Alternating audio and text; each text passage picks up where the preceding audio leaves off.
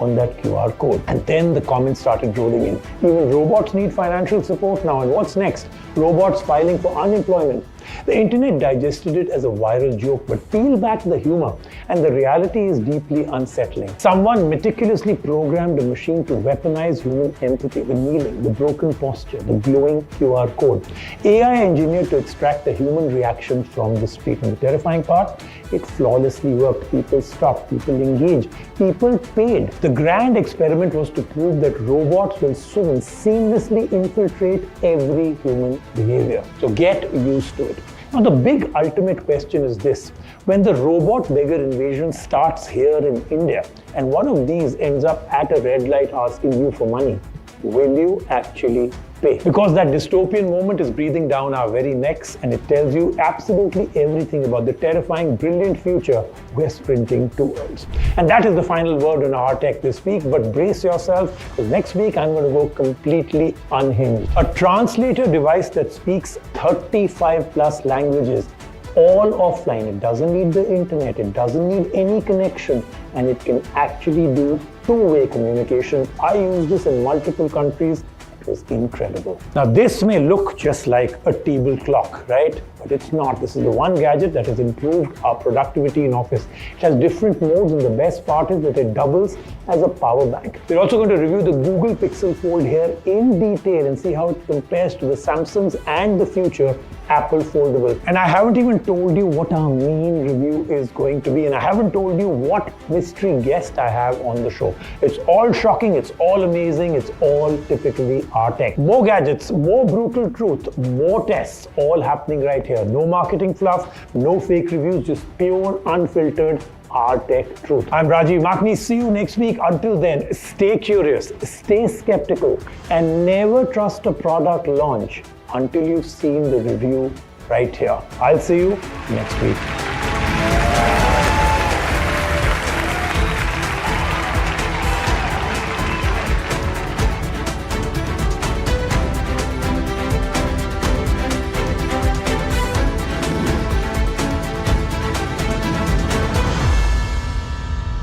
कुछ तो सस्ता लो, सब बढ़िया लो। इसमें क्या खास बात है? थोड़े में ज्यादा स्वाद, यही तो है इसकी खास बात। QS and THE, the world's foremost university rankings organizations, have ranked Amity amongst the top 3% universities globally, making it among the very few Indian universities to be included in both rankings. Yet another top ranking for Amity University. चमकी चाट से क्या बना है? Sandwich, लस्सी और छाछ और हर घूंट में चमकी चाट, ड्राई फ्रूट और दही बड़े। चमकी चाट से स्वाद बढ़े। असली स्वाद सिर्फ चमकी चाट।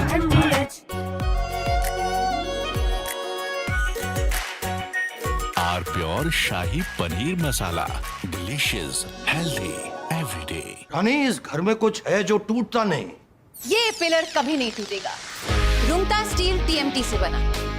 रुंगटा नहीं तो घर स्ट्रॉन्ग नहीं। रुंगटा स्टील TMT बार एकदम सॉलिड।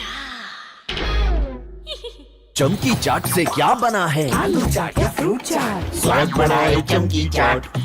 क्या बात है? स्वादिष्ट पकोड़े और बरसान, अरे चमकी चाट है इसकी जान। असली स्वाद सिर्फ चमकी चाट। आर प्योर सूजी पास्ता, उबालो, मिलाओ और खाओ। 8 मिनट में तैयार। क्या टेस्ट है? सबका राजा आर प्योर मसाला।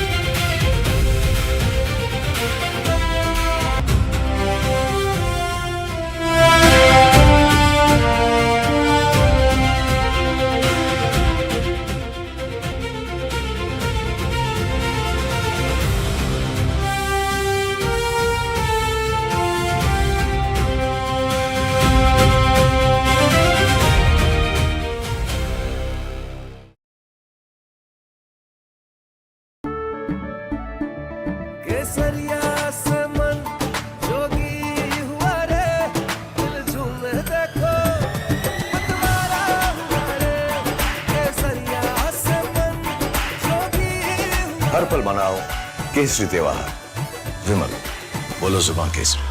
चमकी चाट से क्या बना है? सैंडविच लस्सी और छाछ हर घूंट में चमकी चाट। अब बताओ स्वाद आया? असली स्वाद सिर्फ चंकी चाट। रानी इस घर में कुछ है जो टूटता नहीं। ये पिलर कभी नहीं टूटेगा। रुंगटा स्टील टीएमटी से बना। रुंगटा नहीं तो घर स्ट्रॉन्ग नहीं। रुंगटा स्टील टीएमटी बार एकदम सॉलिड। कुछ तो सस्ता लो, सब बढ़िया लो। इसमें क्या खास बात है? थोड़े में ज्यादा स्वाद, यही तो है इसकी खास बात। Electricity bill paid. Really? Your mobile recharge is done. How? Make all kinds of payments using the Bheem Payments app and get cashback of up to ₹300 every month. Use Bheem app to pay. It's the Mahi way. चमकी चाट से क्या बना है? Sandwich लस्सी और छाछ हर घूंट में चमकी चाट। अब बताओ स्वाद आया? असली स्वाद सिर्फ chunky chaat.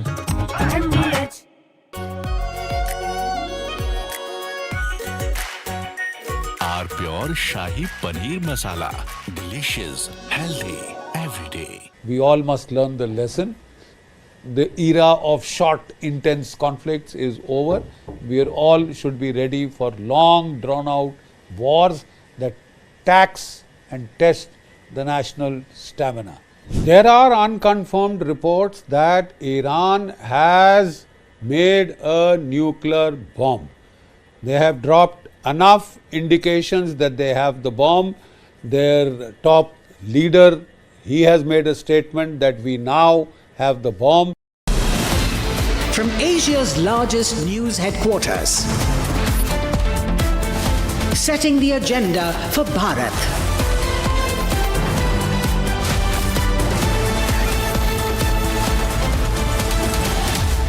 You're watching Republic.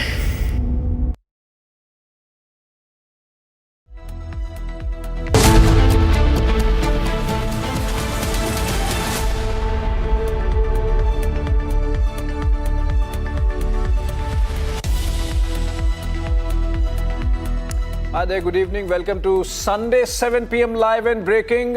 Despite being a Sunday, it's turning out to be one of big political developments. Congress lands itself in a soup second time in 24 hours after the Vande Mataram row.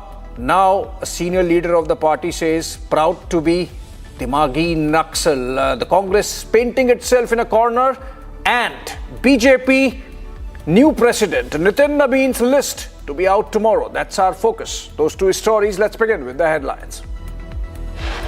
Headlines brought to you by Canara Bank. Together we can. Biggest political news break on Republic. BJP reshuffle most likely tomorrow.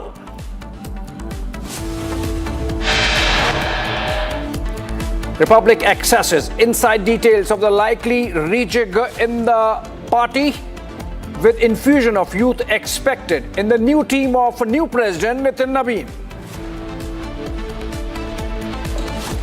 दुनिया जी 140 करोड़ की जनता आपको देख रही है। आपके द्वारा किया गया ये पाप इस देश की जनता कभी माफ नहीं करेगी, कभी माफ नहीं करेगी। Union Home Minister Amit Shah takes Congress to the cleaners, says nation won't forgive Sonia Gandhi for the insult to Vande Mataram, says India won't forget Congress's sins.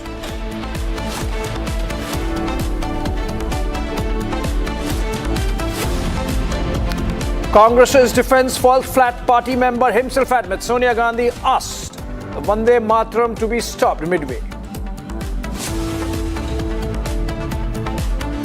It's unfortunate. There should not be any controversy on Vande Mataram. It's our national song. The entire country has accepted it. I feel unhappy and sad that on such occasions also unnecessary controversies are being raised, and then Vande Mataram also is being questioned also. Trouble month for Sonia Gandhi. Karnataka BJP leader files complaint against disrespect to the national song.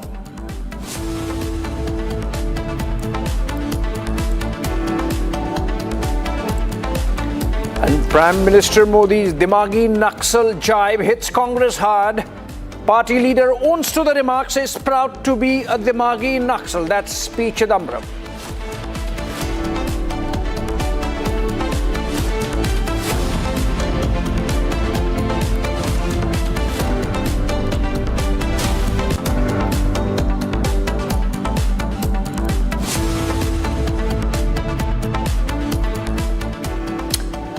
All right, the story under focus, the Congress party's faux pas, one after another. First, the Vande Mataram row that happened yesterday at the party headquarters with Sonia Gandhi asking entire national song to be played from being stopped.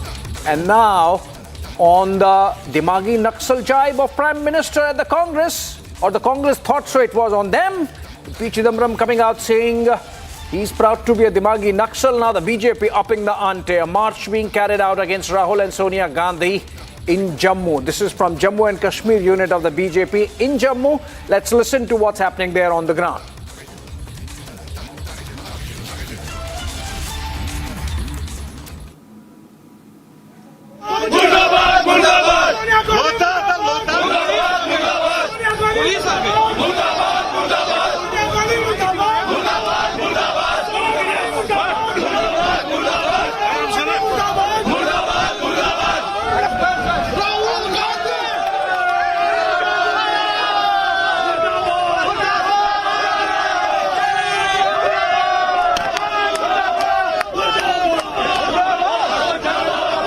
BJP is taking out a Bashal march towards the Congress headquarters in Jammu over the row of the Vande Mataram. Here, the Member of Parliament from the Rajya Sabha, Lok Sabha, the MLAs and the organizational leaders, they all are part of these protests that are taking place. Joined by me is the Rajya Sabha MP, Ghulam Ali Khatana with me. Sir, you are taking out the march. We have seen that the widespread protest taking place throughout the country.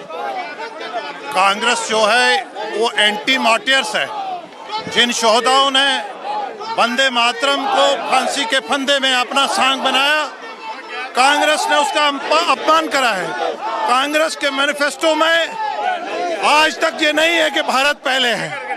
Congress के जो नेताओं ने ये करा है आज खेल, ये एंटी मार्टियर्स है, एंटी शोहदा है और उन लाखों शोहदाओं को आज अपमान करा है।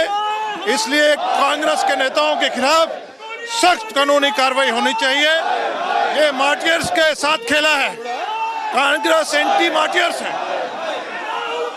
लगातार जो है, they are saying that they have played with the martyrs. I am joined by the MLA Yudhvir Sethi also. Sir, लगातार हमने देखा कि कांग्रेस की तरफ से भावनाएं आहत की जाती हैं। आज भी उसी तरह के लिए विरोध प्रदर्शन। ये Indian national Congress. All right, well, these are protests in Jammu on the Vande Mataram faux pas of the Congress party. The BJP has taken strongly the comments made by P. Chidambaram, Congress leader, former Home Minister, owning up to being a proud Naxal mind. Dimagi Naxal, the Prime Minister's jibe, not specifically targeted at the Congress, but the Congress clearly owning it up. Ravi Shankar Prasad, senior leader of the BJP, has taken a strong umbrage at the manner in which the former Home Minister has taken or responded to this comment by Prime Minister in his Independence Day speech from the ramparts of the Red Fort. Listen to Ravi Shankar Prasad. He spoke to our senior editor Prakash Singh in Patna. हमारे साथ हैं रविशंकर प्रसाद जी, पूर्व केंद्रीय मंत्री और पटना साहिब के सांसद। Ravi ji, BJP में पूरा ऑर्गेनाइजेशनल ओवरहॉल होने की सूचना मिली है। आप लोग क्या जो हाल में पॉलिटिकल स्टेलमेट हुआ पार्लियामेंट में और जंतर मंतर पर, तो क्या यूथ का इन्फ्यूजन और महिलाओं को उचित प्रतिनिधित्व मिलने की संभावना है? प्रधानमंत्री ने स्वयं कहा है कि देश के जेन जी का, जेन अल्फा सबका वो सम्मान करते हैं। बाकी हमारी पार्टी तो ऐसे भी यूथ को प्रमोट करती है। राष्ट्रीय अध्यक्ष की उम्र कितनी है हमारी? अब बाकी टीम में कौन कौन आएगा ये तो आप प्रतीक्षा करिए। आप लोग उत्साहित हैं इस नई लिस्ट को लेकर जो आने वाला लिस्ट को आ जाने दीजिए। हम लोग, हमारी पार्टी में युवकों को सम्मान हमेशा दिया जाता है। और आप जैसे वरिष्ठ नेताओं को भी, आप केंद्रीय मंत्री थे, उसके बाद भी पार्टी आपका बखूबी इस्तेमाल कर रही है, क्योंकि हम लोग जानते हैं कि जब भी राष्ट्रीय और अंतर्राष्ट्रीय विषय होते हैं, अरुण जेटली के बाद आप ही पार्टी का प्रतिनिधित्व करते हैं बड़े बड़े मंच। ये सब क्या बोल रहे हैं? धन्यवाद, चलिए धन्यवाद। All right, that interaction, in fact, was on the big story that's been breaking, which is of the BJP finally carrying out its rejig of the top brass in terms of the new president, Nitin Naveen, picking up his team of senior vice presidents, secretaries, general secretaries, and the media team. That's going to happen tomorrow. In fact, Prakash Singh, our senior writer, broke the story earlier in the afternoon, and that's really got the storm going insofar as political developments are concerned, because that's going to be a big one. It was waited for long, and I believe Prakash Singh is live with us. Very good afternoon, good evening, Prakash, for joining us. And that's a big breaking development you get, which is that finally, BJP is all set to come out with its new team under new president Nitin Naveen. Well, yes, Abhishek, it's been long pending ever since Nitin Naveen took over as the president of the BJP in February. And it was expected that before the monsoon session as well, this entire political party overall as well as the cabinet rejig was supposed to happen. But somehow or the other it was deferred. And keeping in mind the political stalemate and the protest that took place at Jantar Mandar, the BJP has taken a beating to some extent. And now it is upbeat and it has to announce its new list, and we expect that to happen tomorrow. And the BJP would send a message across the party cadre as well as the people of the country in order to galvanize the cadre with an infusion of fresh blood, experienced people as well as youth, women, in order to send a message for women empowerment, what Prime Minister has been saying for the delimitation bill as well as the women reservation bill. So a message would be sent, and yes, the people from different states, regional balance, caste equations, as well as technocrats would be getting inducted into the cabinet as well, which will follow suit after the the party overhaul.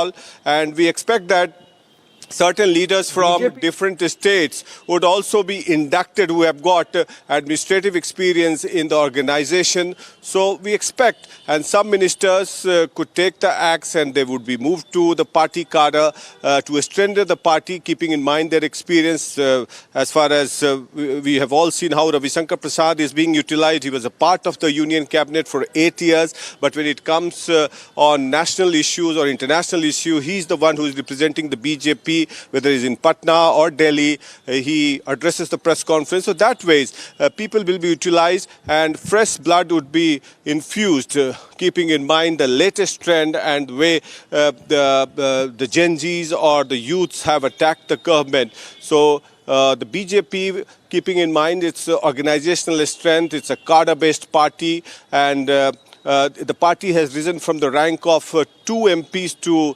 300 plus MPs. So it knows its ground very well. It knows best how to deliver on the ground and come back again. Keeping in the interest of the people intact as far as the country is concerned. So we all expect political overhaul as the party is concerned. As you mentioned, the senior vice president, the general secretary, some fresh people would be inducted, and of course the cabinet rejig would follow as far as Prime Minister Narendra Modi's cabinet is also concerned. Yeah. Back to you. Prakash, it's a big scoop for sure as political developments go. My question before we end this chat is that you mentioned that some of the ministers might move to the party. Now, if that happens, then there would be vacancies, obviously, in the Union Council of Ministers. So what happens next? Is a cabinet reshuffle a natural corollary to the BJP rejig that's panning out tomorrow?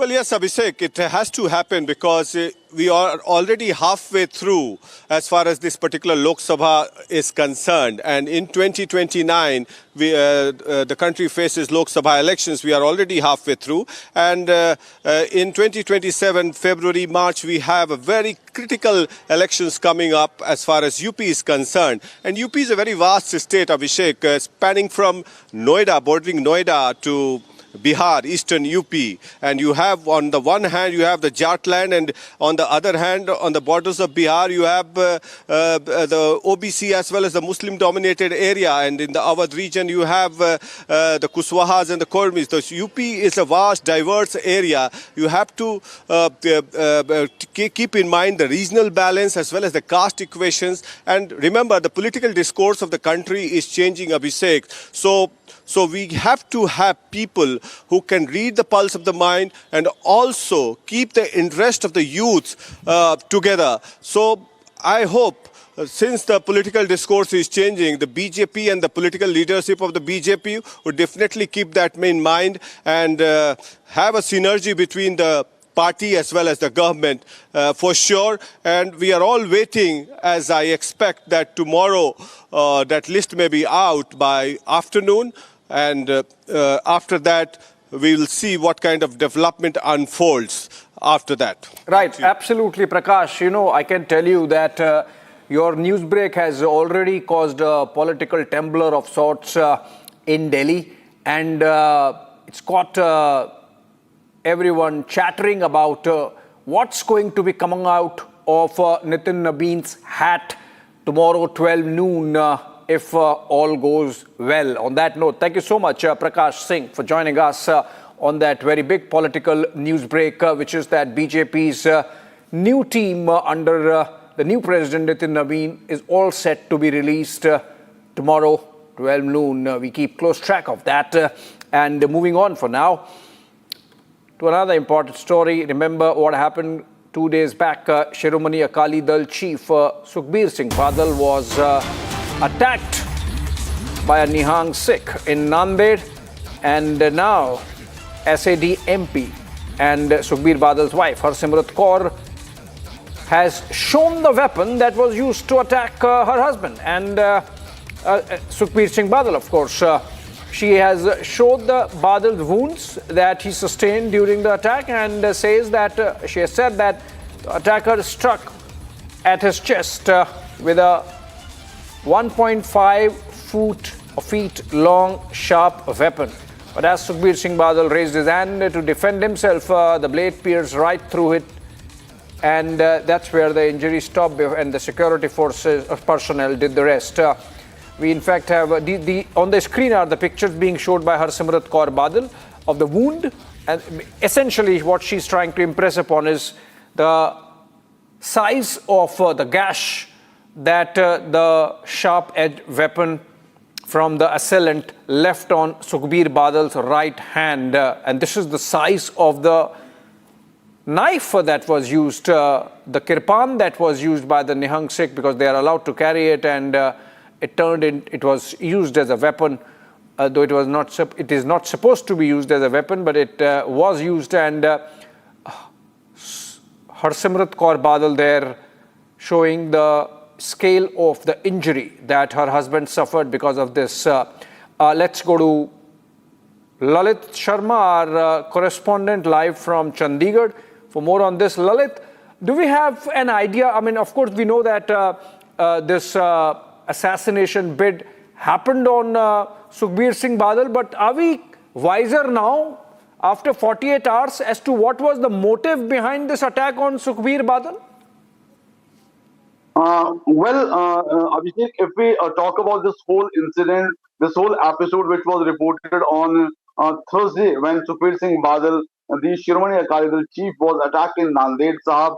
After that, the Shiromani Akali Dal have attacked and have said that there has been a deeper conspiracy behind this attack. This is not the first attack which took place on Sukhbir Singh Badal. On 4th December 2024 also, Narayan Singh Chaura have attacked Sukhbir Singh Badal when a gunshot was hit at him. He escaped narrowly that time also, and after that, to just cover up, he was being arrested by the Punjab police. But now the big question which the Shiromani Akali Dal is raising, whether it's the MP and the wife of Sukhbir Singh Badal, Harsimrat Kaur Badal, or the Shiromani Akali Dal senior leader Bikram Singh Majidiyah, they are saying that there is a deeper conspiracy behind it. There has been someone who is trying to hit Sukhbir Singh Badal, and they need to join all those dots. That is from 2024 till now. If we talk about the political things in Punjab, as next year elections are due of Vidhan Sabha in Punjab, and so there has been a lot of attacks on each other. But the way this whole episode has happened, the opposition, if we talk about the Congress party or the Aam Aadmi party, they are targeting and saying that it all happened because of the sacrilege which took place in 2015 in Kotkapura Babarkala firing case. So this is the thing for which there has been a lot of anger against Sukhbir Singh Badal.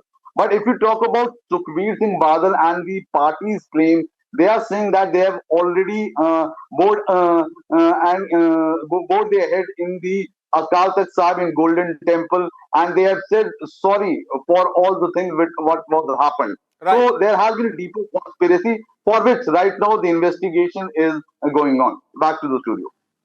All right, thank you so much, Lalit, with those updates on the Sukhbir Singh Badal attack that took place in Nanded 2 days back. All right, moving on from Punjab to Jharkhand, and students are holding or have held an effigy burning protest against Chief Minister Hemant Soren and Rahul Gandhi.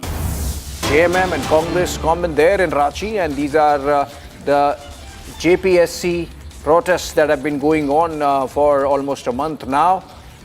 And we have Komal reporting live from Ranchi for us, Komal Behel, and let's go to her. We are seeing these pictures, Komal, behind you of protests. They seem to be intensifying. ऐसा नहीं लग रहा है कि protest कम हो रहे हैं, कोमल, बढ़ते जा रहे हैं रांची में, और हेमंत सरकार जो है झुकने को तैयार नहीं है। बिल्कुल, देखिए, एक तरफ हेमंत सोरेन की जो सरकार है वो झुकने को तैयार नहीं है, लेकिन वहीं दूसरी तरफ अगर मैं छात्रों की बात करूं तो छात्रों का मनोबल जो है वो बिल्कुल डगमगाया नहीं है, बल्कि बढ़ते ही चला जा रहा है। संख्या जो है वो दिन पर दिन बढ़ती चली जा रही है। सबसे मुख्य बात यहाँ पे देखिए, अभी चूंकि यहाँ पे पुतला दहन किया गया जिसमें झारखंड के मुख्यमंत्री हेमंत सोरेन का पुतला होता है। इसी के साथ साथ अगर मैं बात करूँ तो मुख्यमंत्री के साथ साथ तेजस्वी यादव का पुतला दहन किया गया, नेता प्रतिपक्ष राहुल गांधी का भी पुतला दहन किया गया। यानी ये जो तीनों नेता जो खुद को युवा चेहरा, युवा नेता बताते हैं, लेकिन जो छात्र हैं, जो युवा हैं, वो उनसे काफी ज्यादा नाराज है। कुछ ऐसे ही छात्र आपको मेरे साथ भी नजर आ रहे होंगे। आखिर इतनी नाराजगी क्यों है? तीनों के पुतले फूंक रहे हैं। सरकार जो है वो तो डटी हुई है कि अब हम सुनवाई नहीं करेंगे आगे। देखिए, हम लोग 23 दिन से डटे हुए हैं जयपाल सिंह मुंडा स्टेडियम में, लेकिन सरकार हम लोग कुछ भी नहीं सुन रही है। 9 तारीख हम लोग को सीबीआई का डिमांड है और सरकार सीबीआई दे नहीं रही है। हमें समझ में नहीं आ रहा है सरकार को क्या दिक्कत है। अगर हम लोग सीआईडी को मना कर रहे हैं तो कुछ रीजन है किस कारण से मना कर रहे हैं। सीआईडी जांच कर रही है जनवरी 2025 से, और आज हो गया अगस्त 2026। वो लोग आइडेंटिफाई ही नहीं कर पाए कितने लोगों का ये चोरी किया गया है, कितने लोग हैं। कोर्ट का ऑर्डर था 3 दिसंबर को कि 6 महीने के अंदर आप लोग सारा चीज़ जांच करके निकालिए और जो दोषी पाए जाते हैं उनको आप बाहर कीजिए। लेकिन आज 13, 14, 15, 16 आज हो गया। ठीक है, अभी तक भरोसा नहीं है, सीआईडी पर बिल्कुल भरोसा नहीं है, ये छात्रों ने साफ कर दिया है। एक बार मैं थोड़ा सा आपको आगे भी लिए चलूँ तो देखिए, आगे की तस्वीरें दिखाए तो देखिए कई बड़े बड़े जो प्ले कार्ड्स हैं वो यहाँ पे स्टूडेंट लेकर के पहुंचे हुए हैं। स्टूडेंट यही कह रहे हैं कि भैया हमें सीआईडी पर बिल्कुल भरोसा नहीं है, जो हमारा भरोसा है वो सीबीआई पर ही है। तो सीबीआई जांच जो है वो यहाँ पे होनी चाहिए। भारी संख्या में स्टूडेंट्स, थोड़ा कैमरा भी पैन करके दिखाइए पंकज, तो देखिए ये स्टूडेंट्स की भीड़ देखिए। ये 7:30 बजे का समय है, 23वां दिन है छात्र आंदोलन का, ये 23वां दिन है, लेकिन छात्रों का जो हौसला है वो बिल्कुल डगमगाया नहीं है। हौसला जो है वो काफी ज्यादा बुलंद है। कई छात्र यहाँ पे पहुंच रहे हैं। 23 दिन से आप लोग यहाँ पे प्रदर्शन कर रहे हैं, डटे हुए हैं, लेकिन सरकार नहीं मान रही है, सरकार सुन भी नहीं रही है, बातचीत का लग भी नहीं रहा है कि वो बातचीत अब करने वाली है। नहीं, हमारी जो बातें हैं, सरकार ने कुछ बातें मानी थी, ठीक है मैम। अभी हमारी मांगे हैं कि जैसे सीजीएल रद्द हो, 11वीं से 13वीं जेपीएससी रद्द हो और टीडीपीएल एजेंसी जिसने जो भी एग्जाम लिया वो रद्द हो। इसीलिए हमने 20 तारीख को 18 तक का सरकार को समय दिया गया है और 20 तारीख को मुख्यमंत्री आवास का घेराव होगा और इसमें मुख्यमंत्री जी को संज्ञान लेना। संख्या में लोग आएंगे फिर करीब 50,000 रहेंगे मैम। जिस दिन विधानसभा घेराव का कॉल दिया गया था वही कॉल अब आप लोग वही सारा रूपरेखा वही तैयार हो चुका है। हम लोग सारे संवैधानिक तरीका से चल के अब हम लोग एक अलग रूपरेखा की ओर जा रहे हैं ताकि हमारी मांगों को दिया जाए, ठोस आश्वासन दिया जाए। ये नहीं कि खाली लिपापोती काम करके किए जा रहे हैं। और इसमें आपके चैनल के माध्यम से ये कहूँगा कि सरकार के जो अलाई है तेजस्वी यादव जी, उस पर भी अपने वक्तव्य दे ताकि वो चुप्पी साधने से काम नहीं चल सकता है। खुद को युवा नेता बताते हैं। तेजस्वी यादव की बात करें, राहुल गांधी की बात करें, दूसरी तरफ अगर हम झारखंड के मुख्यमंत्री हेमंत सोरेन की ही बात करें, वो भी कहते हैं कि भैया मैं तो युवाओं के हित के लिए काम करता हूँ। सुन नहीं रहे हैं लेकिन आप लोगों की कौन सी युवाओं के हित के लिए मैम? आज 23 दिन से हम लोग आंदोलन कर रहे हैं। क्या सरकार को नहीं दिखा? आज 23 दिन से क्या नहीं झेले? रातों में बारिश झेले, पुलिस का दबाव झेले, उसके बाद भी 23 दिन तक लगातार हम लोग बस एक उम्मीद से, एक विश्वास से कि शायद हमारे इस राज्य के जो मुख्यमंत्री है वो हमारी बात को सुनेंगे। लेकिन पता नहीं, हम लोग को आतंकवादी नहीं, को क्राइम करने वाले नहीं, हम लोग अपने हक और अधिकार के लिए मैम। हम लोग सिर्फ छात्र नहीं है, छात्र का पीड़ा के साथ साथ माँ बाप का उम्मीद होता है, पूरा परिवार का संघर्ष होता है। कई नेता जो है झारखंड सरकार में वो मंत्री भी है, वो कह रहे हैं कि ये तो बीजेपी के मैम किस आधार पे भी आप बताइए ना। जब अगर नीट के लिए पेपर बात करें तो बोलते हैं कांग्रेसी हैं, जब अगर हम इससे बात करेंगे तो बीजेपी है। आने आप दो सिर्फ मतलब यहाँ क्या करना है, बीजेपी कांग्रेस से खेलती रही, बीच में बच्चा पैसा किस भविष्य जो है वो अब बताइए किस आधार पे बोल रहे हैं बीजेपी के, किस आधार पे बोल रहे हैं बीजेपी के? हम मेहनत करने वाले छात्र हैं, हम लोग क्या मांग रहे हैं बताइए? हम लोग तो अपना न्याय मांग रहे हैं ना, कि जो हमारे साथ जो अन्याय हुई है उसको साफ कीजिए ना। हमारे साथ जो सीजल जैसे बहुत बड़ी धांधली हुई एग्जाम में की मांग लगातार यहाँ पे स्टूडेंट कर रहे हैं। भारी संख्या में यहाँ पे स्टूडेंट मार्च उन्होंने निकाला, जयपाल मुंडा स्टेडियम से लेकर के फिराया लाल चौक तक पहुंचे हैं, जिसके बाद यहाँ पे मुख्यमंत्री हेमंत सोरेन, तेजस्वी यादव, कांग्रेस नेता राहुल गांधी का पुतला दहन भी किया गया है। काफी ज्यादा आक्रोश जो है वो यहाँ पे देखने को मिल रहा है स्टूडेंट के अंदर। स्टूडेंट का यही कहना है, चेतावनी दे दी है कि अगर 18 अगस्त तक उनकी बातें, उनकी मांगों को पूरा नहीं किया जाता है, सीबीआई जांच नहीं होती है, जेपीएससी जेएसएससी सीजीएल रद्द नहीं होता है, तो ऐसे में 20 अगस्त को घेराव करेंगे। Yes, back to the studio. Thank you so much, Komal Behel there reporting from Ranchi, and protests are all set to intensify and a build-up happening to a massive show of strength on August 20. That seems to be happening. With that, we wrap up this bulletin. Short break. Coming up on the other side, Republic's special series on Echo Drive, as also news with Union Home Minister Amit Shah saying nation won't forget Sonia Gandhi for insult to Vande Mataram.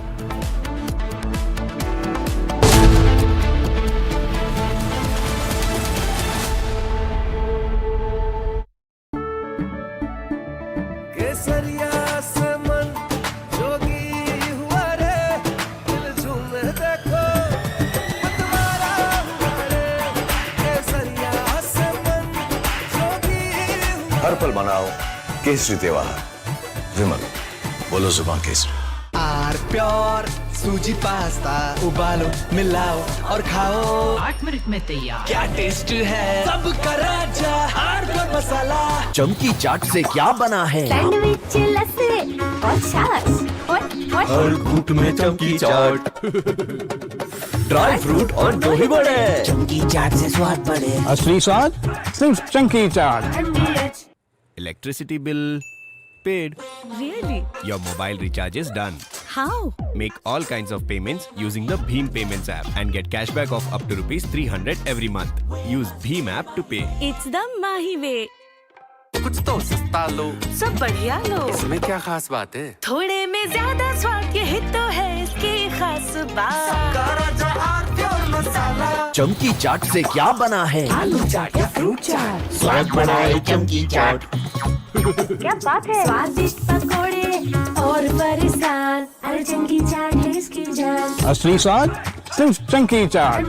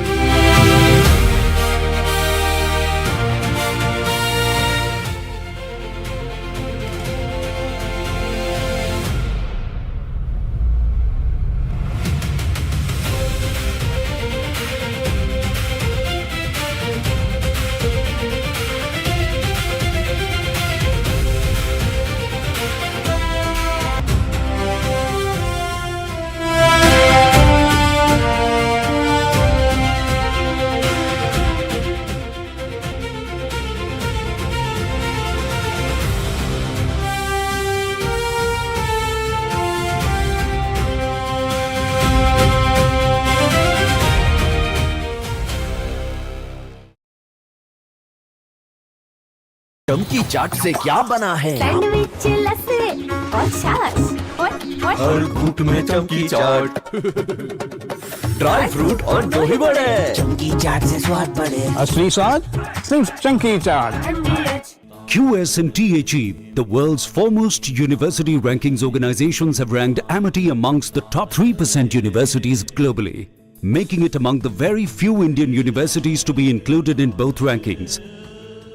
Yet another top ranking for Amity University.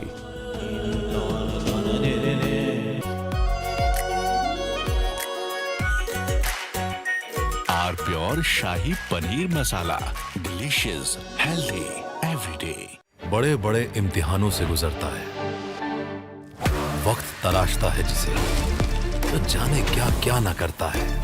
जब तक खुशबू सबसे बेहतरीन न बन जाए, आराम के लिए नहीं ठहरता है। जब तक लाजवाब न बन जाए, उसे नहीं इत्मीनान है। तभी तो रिचमंड बनना नहीं आसान है। चमकी चाट से क्या बना है? आलू चाट या फ्रूट चाट, स्वाद बनाए चमकी चाट।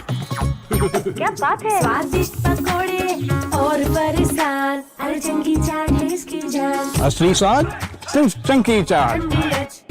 प्योर सूजी पास्ता, उबालो, मिलाओ और खाओ। 8 मिनट में तैयार। क्या टेस्ट है? सबका राजा hardcore masala.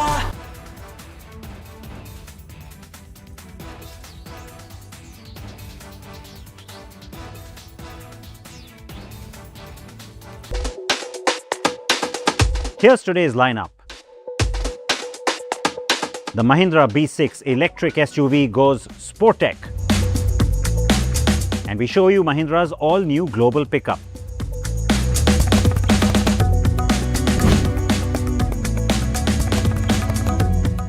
The Aprilia Tuono 457 gets a major update.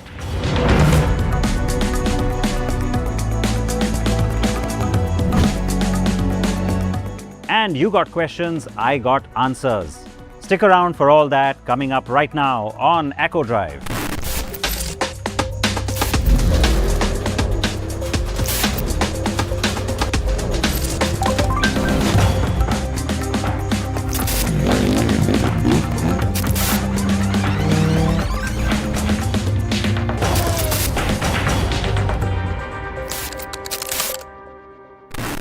Hello and welcome back to a brand new episode of Echo Drive on Republic TV. Thank you for joining us today. I am Siddharth Panaik Patankar. It's Independence Weekend here in India. Warm wishes to all of you as we celebrate the 80th year of India's independence. Our top story is Mahindra, who for some years now has been marking Independence Day with some big bang announcements. So, true to that tradition, we got some pretty hot new metal this time too. And it's a double header. First, the company is taking its pickup truck global. And that's a pretty big deal because it opens up entirely new export markets for Mahindra, finally. And then closer to home, the B6 range gets an additional family member. Ameya Naik was on ground for the big reveals.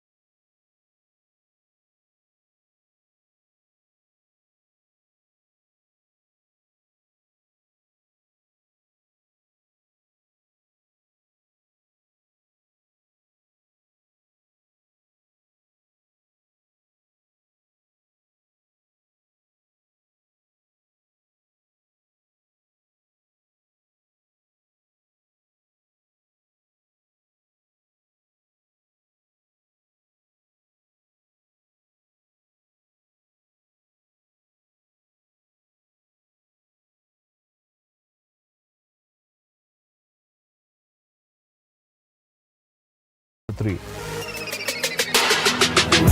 3 versions, 3 editions and 3 personalities. That's what Mahindra is going for. It's not saying that these are 3 different vehicles altogether. The underlying car is still very much the Scorpio Lifestyler. And it's just showing off these 3 personalities. There can obviously be many more, given that this one will have access to a lot of accessories.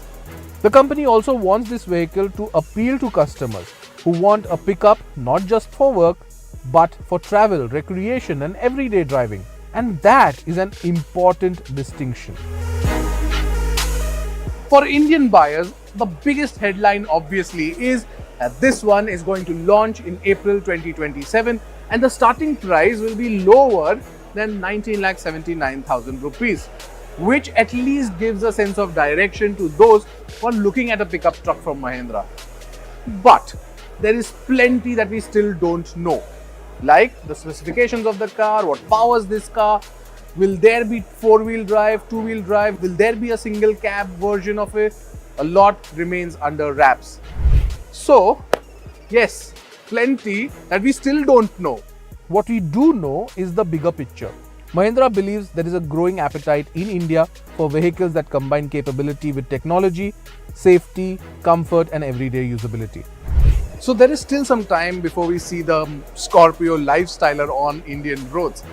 But that gives us plenty of time to understand whether the Indian customer is actually looking for a lifestyle vehicle like this.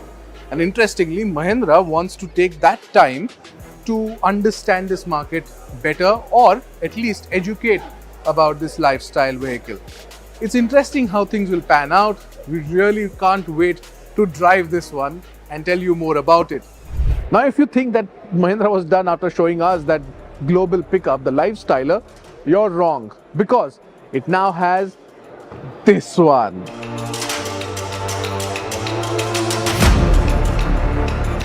It's not a new car, of course, it's the B6, but the B6 now gets a completely new series, Sport Tech, Sport and Technology. Let me take you through all of that right away. The B6 is now offered in 8 variants and 12 colors. This one from there might look like black to you, but up close, it's called Ruby Velvet. And then you can see how well it looks. Let me talk about the price as well, because this one now is available with battery as a service too, with prices starting from 11,45,000 onwards, and it's only available in pack 1 and pack 2. But this one is pack 4.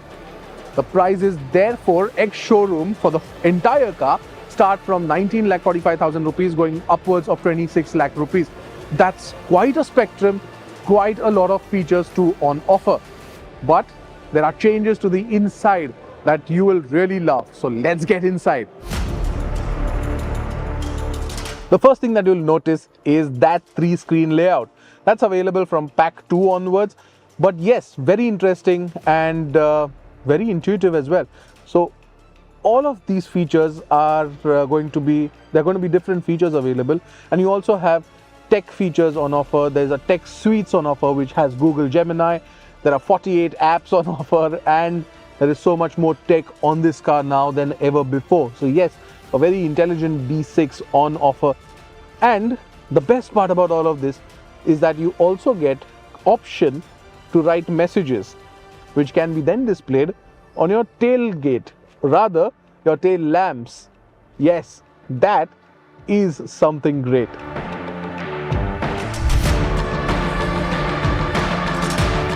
Now, the good part about all of this is that even the Formula E edition which comes in gets a bit of an acceleration boost, which makes it go from 0 to 100 kilometers per hour in just 6.4 seconds.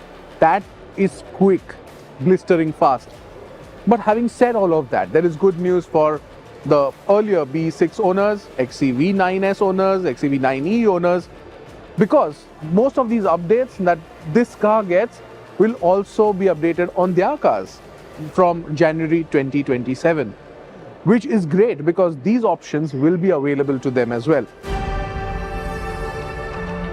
Now, deliveries of this car will begin from August 26, 2026. And it all bears down to how you look at it. 19,45,000 rupees is expensive for an electric car. But look at it, it's the B6. It's new age, it's different. And with BAS, that is battery as a service, the price has now come down to 11,45,000 rupees. Does that make it exceptionally affordable? Let us know what you think and reach out to our social media handles and even this email ID. But Mahindra just did not stop at these two vehicles. Its truck and bus division officially launched the Blazo iTRK.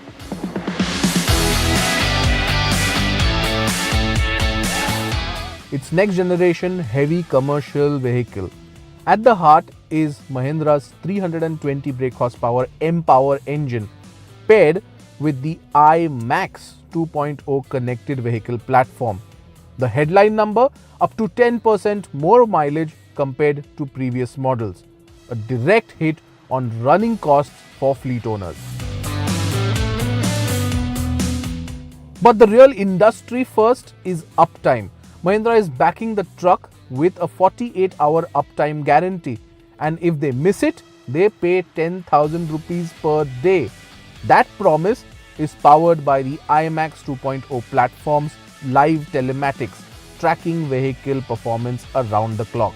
The range spans multiple configurations: 28, 35 lift axle, 42, 48 and 49 ton in a 10x2 layout.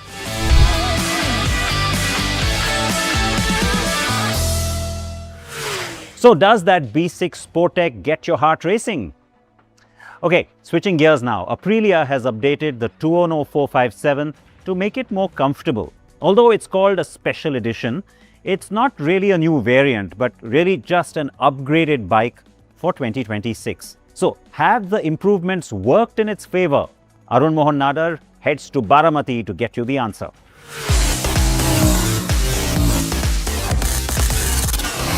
So what I have next to me is the Aprilia Tuono 457 Special Edition. This is not a special variant of the standard motorcycle, but this is the updated version of the Tuono 457 because Aprilia says they have fixed the two major issues with the motorcycle. First was comfort and the second aspect was the ergonomics, as the motorcycle felt cramped for tall riders.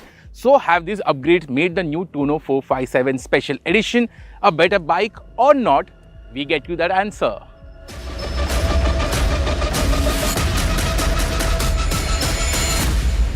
So let's start with the cosmetics of the motorcycle. On the design front, the overall design of the motorcycle remains identical to the older bike, but there is one big change, which is the windscreen over here. This sits now between the headlight and the instrument console. On the older motorcycle, this was exposed. I was never a big fan of that bug-eyed headlight. This windscreen makes the front end look better in my opinion.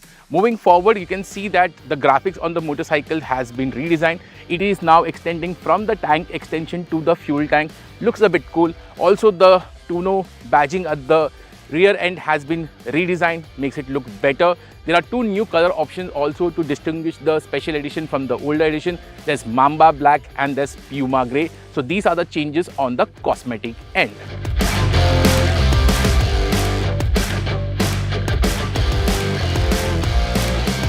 So the biggest change on the Tuono 457 Special Edition is on the suspension hardware. We had a big problem with the ride quality of the motorcycle because the suspension tuning felt a bit firm for the Indian roads. Aprilia has taken that feedback and revised the suspension tuning on both the front and the rear suspension. At the front, the upside down fork, both the rebound and the compression has changed. Even the spring rates are different, making the ride quality better. And you can feel that difference on the roads. On bad roads, the new Tuono 457 feels much more composed. You don't feel that judder on the handlebar. At the rear, the monoshock, the compression has been changed. The rebound remains the same, and I think the biggest change is on the rear suspension, because on the older motorcycle you felt that you will be tossing off the motorcycle. That's not the case with the new bike. It feels much more settled. It feels much more tuned for the Indian road. So yes, the suspension hardware change has made the motorcycle more comfortable.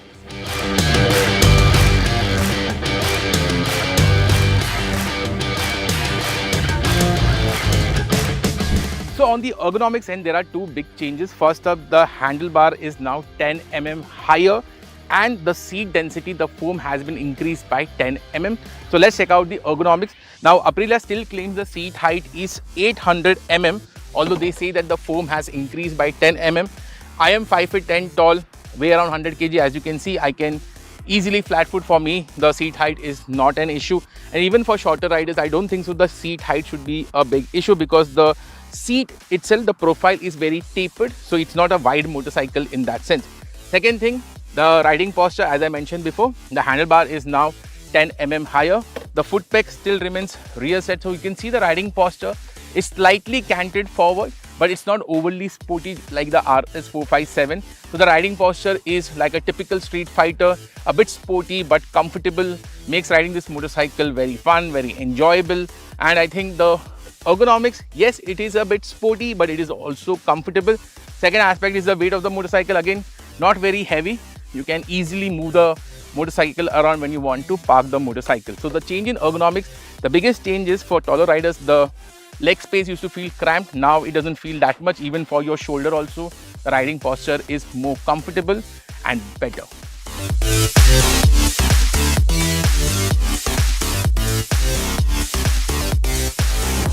So what hasn't changed on the motorcycle is the engine. The twin-cylinder engine still remains the highlight of the Tuono 457.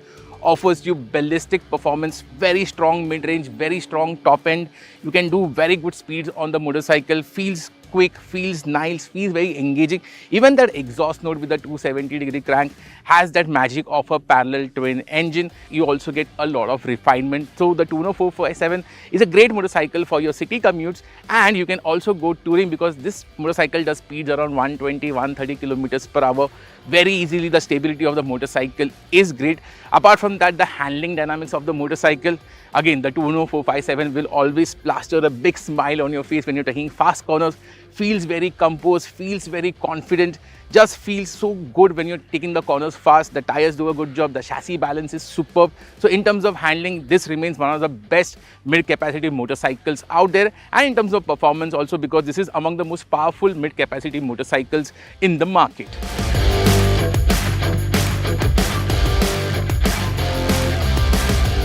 So the new Tuono 457 is 5,000 rupees more expensive than the older variant, and I will say that it is well worth that extra money.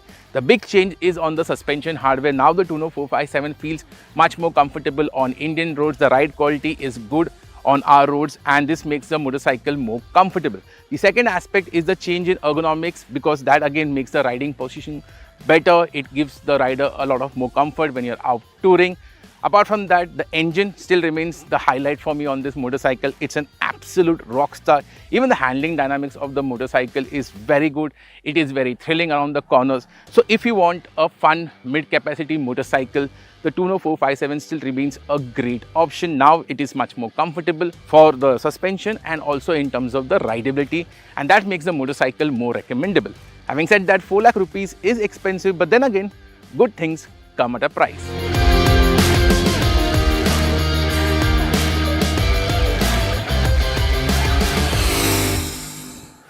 The latest there from Aprilia. Now it's time for your questions.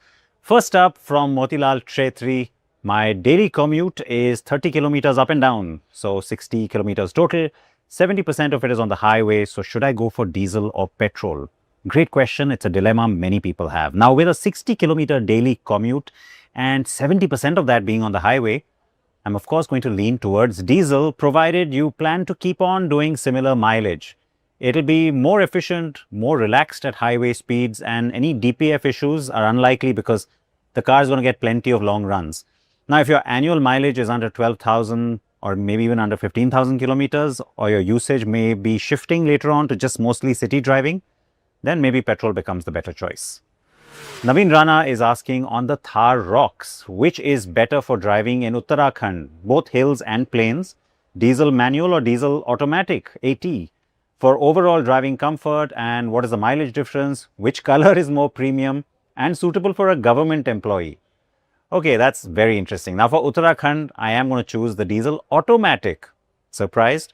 Well, because I'm guessing that you'll have to deal with some messy traffic from time to time as well. It also makes hill driving much more relaxed, especially every day, and especially in traffic and on those steep climbs.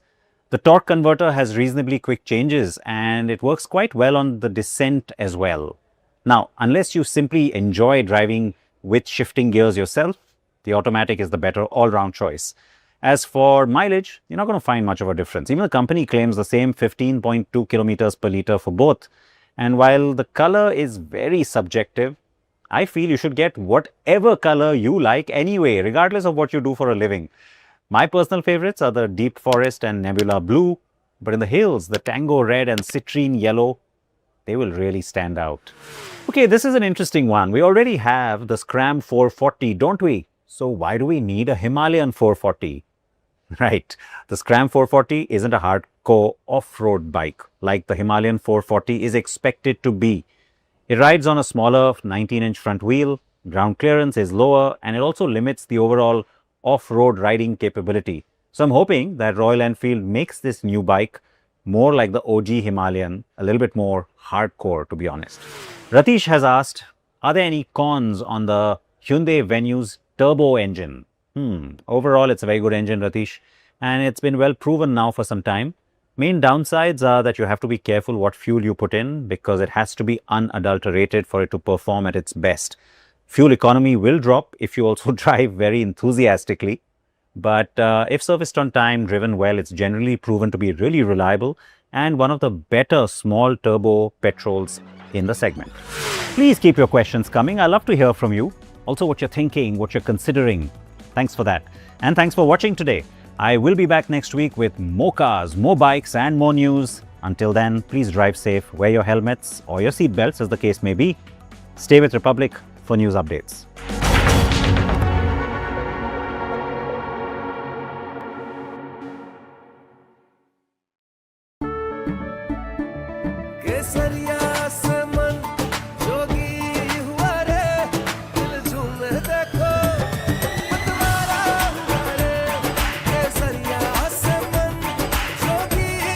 हर पल मनाओ केसरी त्योहार।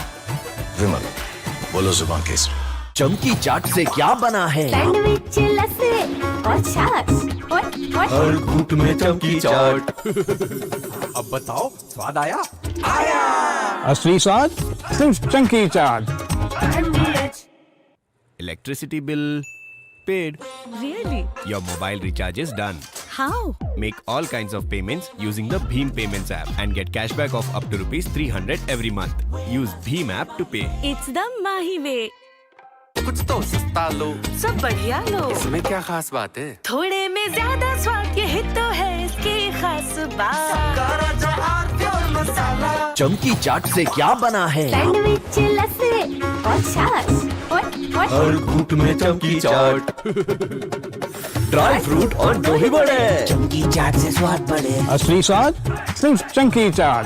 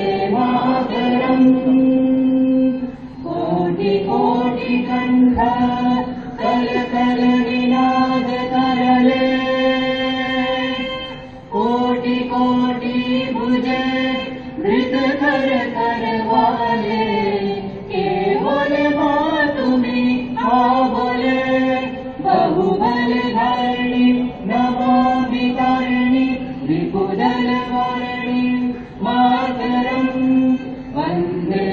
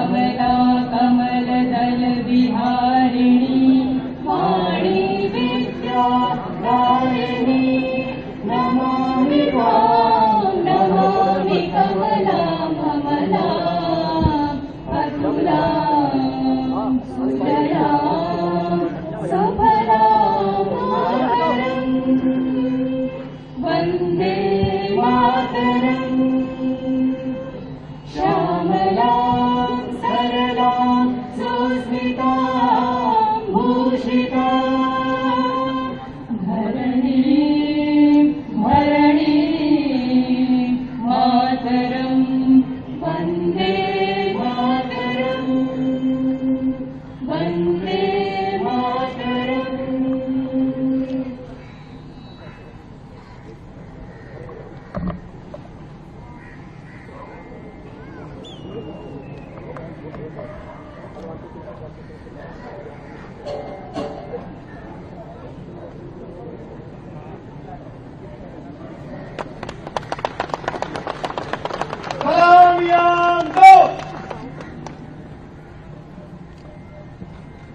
जैसे थे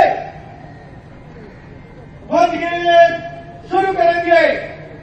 विजयी विश्व तिरंगा प्यारा झंडा ऊंचा रहे हमारा सदा शक्ति सरसाने वाला प्रेम सुधा बरसाने वाला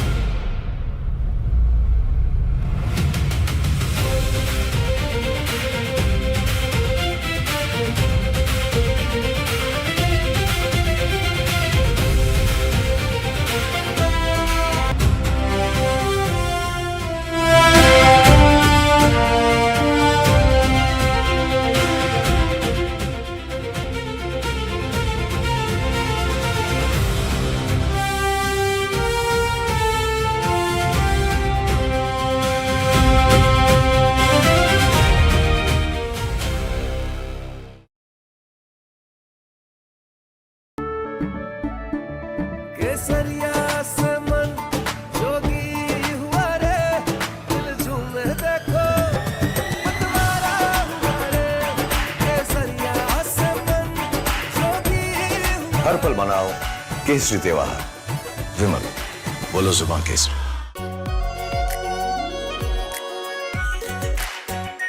are pure shahi paneer masala, delicious, healthy everyday. रानी, इस घर में कुछ है जो टूटता नहीं। ये पिलर कभी नहीं टूटेगा। रुंगटा स्टील टीएमटी से बना।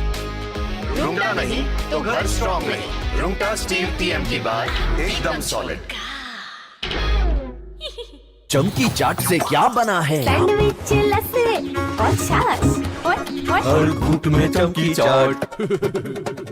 ड्राई फ्रूट और दही बड़े। चमकी चाट से स्वाद बढ़े। असली स्वाद सिर्फ चंकी चाट। आर प्योर सूजी पास्ता उबालो मिलाओ और खाओ। 8 मिनट में तैयार। क्या टेस्ट है सबका राजा our pure masala.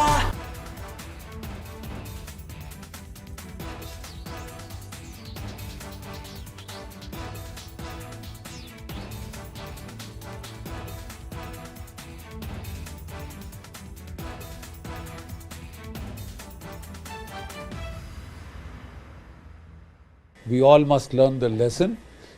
The era of short, intense conflicts is over. We are all should. From Asia's largest news headquarters, setting the agenda for Bharat.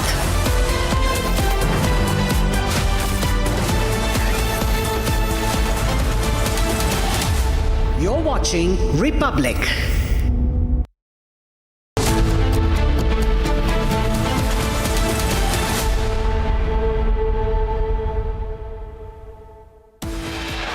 Headlines brought to you by Canara Bank. Together we can.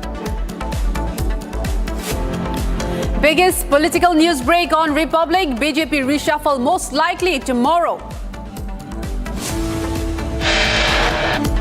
Republic accesses inside details of the likely BJP reshuffle. Infusion of youth expected.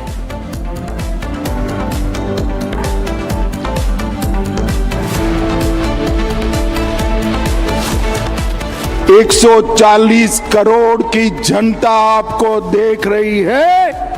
आपके द्वारा किया गया ये पाप इस देश की जनता कभी माफ नहीं करेगी, कभी माफ नहीं करेगी। Union Home Minister Amit Shah says nation won't forgive Sonia Gandhi for her insult to Vande Mataram. Says India won't forget Congress's sins. Congress defense falls flat. Party member himself admits Sonia Gandhi asked to stop Vande Mataram midway. It's unfortunate. There should not be any controversy on Vande Mataram. It's our national song. The entire country has accepted it. I feel unhappy and sad that on such occasions also unnecessary controversies are being raised, and then Vande Mataram also is being questioned also. Trouble mounts for Sonia Gandhi. Karnataka BJP leader files complaint against disrespect to the national song.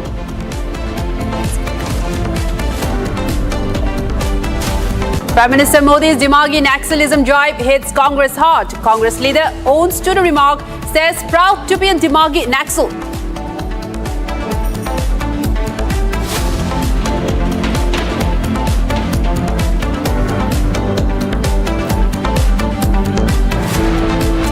Viewers, the biggest political news break on Republic TV. BJP reshuffle soon, most likely tomorrow. All new BJP team could be announced tomorrow. Formal announcement is likely to be made at around 12 p.m. That is going to take place tomorrow. In fact, a BJP reshuffle likely to be followed by a cabinet reshuffle as well. This is a major Republic news break that you've heard. And in fact, the major announcement is set to take place tomorrow at around 12 p.m. noon. Tomorrow, and we're also getting details that the member and the composition of the new BJP reshuffle is likely to be infused with more youth faces. This may also be followed by a cabinet reshuffle as well. We also have a ground report from our senior reporter Prakash. Let's take a look at that. Bharatiya Janata Party, under the leadership of its national president Nitin Naveen, is all set for an organizational overhaul and is going to announce its new central team of the BJP on Monday, that is on 17th of this month by 12 p.m. The new central team aims to balance regional representation along with caste equations, and it will also have a mix of youth and experienced leaders, with prime significance being given to women leaders as well, because delimitation of constituencies and reservation of women has been the key focus of Prime Minister Narendra Modi, and he's been trying his best to pass this particular bill and provide reservation to women in the parliament. So women leaders of the BJP, both youth as well as experienced leaders, would be inducted into the new setup of the BJP. And apart from this, with the recent stalemate that took place in Parliament, as well as the protests of the youths near the Jantar Mantar, and thereafter the resignation of Dharmendra Pradhan, the Education Minister, took place. Certain youth leaders would also be inducted into the cabinet from different states, and prime importance would be given to states like Uttar Pradesh, because remember, in the next 5-6 months, 6 states go to the polls as far as assembly elections are concerned. The most important among them being Uttar Pradesh, Uttarakhand, as well as Punjab. And Uttar Pradesh holds an important significance as far as the politics of India is concerned. So representation from various regions of Uttar Pradesh would also be given. And remember, the politics and the political discourse in India has been changing very fast. So certain youth leaders who are already parliamentarians and certain technocrats would also be inducted into the party as well as in the cabinet. So this will happen very soon, and this particular overhaul was expected for quite some time, ever since Nitin Naveen took over as the party president in February this year, but it has been long delayed, and after confabulations and consultations with Prime Minister Narendra Modi, Union Home Minister Amit Shah, as well as RSS functionaries and Nitin Naveen, the national president himself, the BJP is now all set for announcing its new team.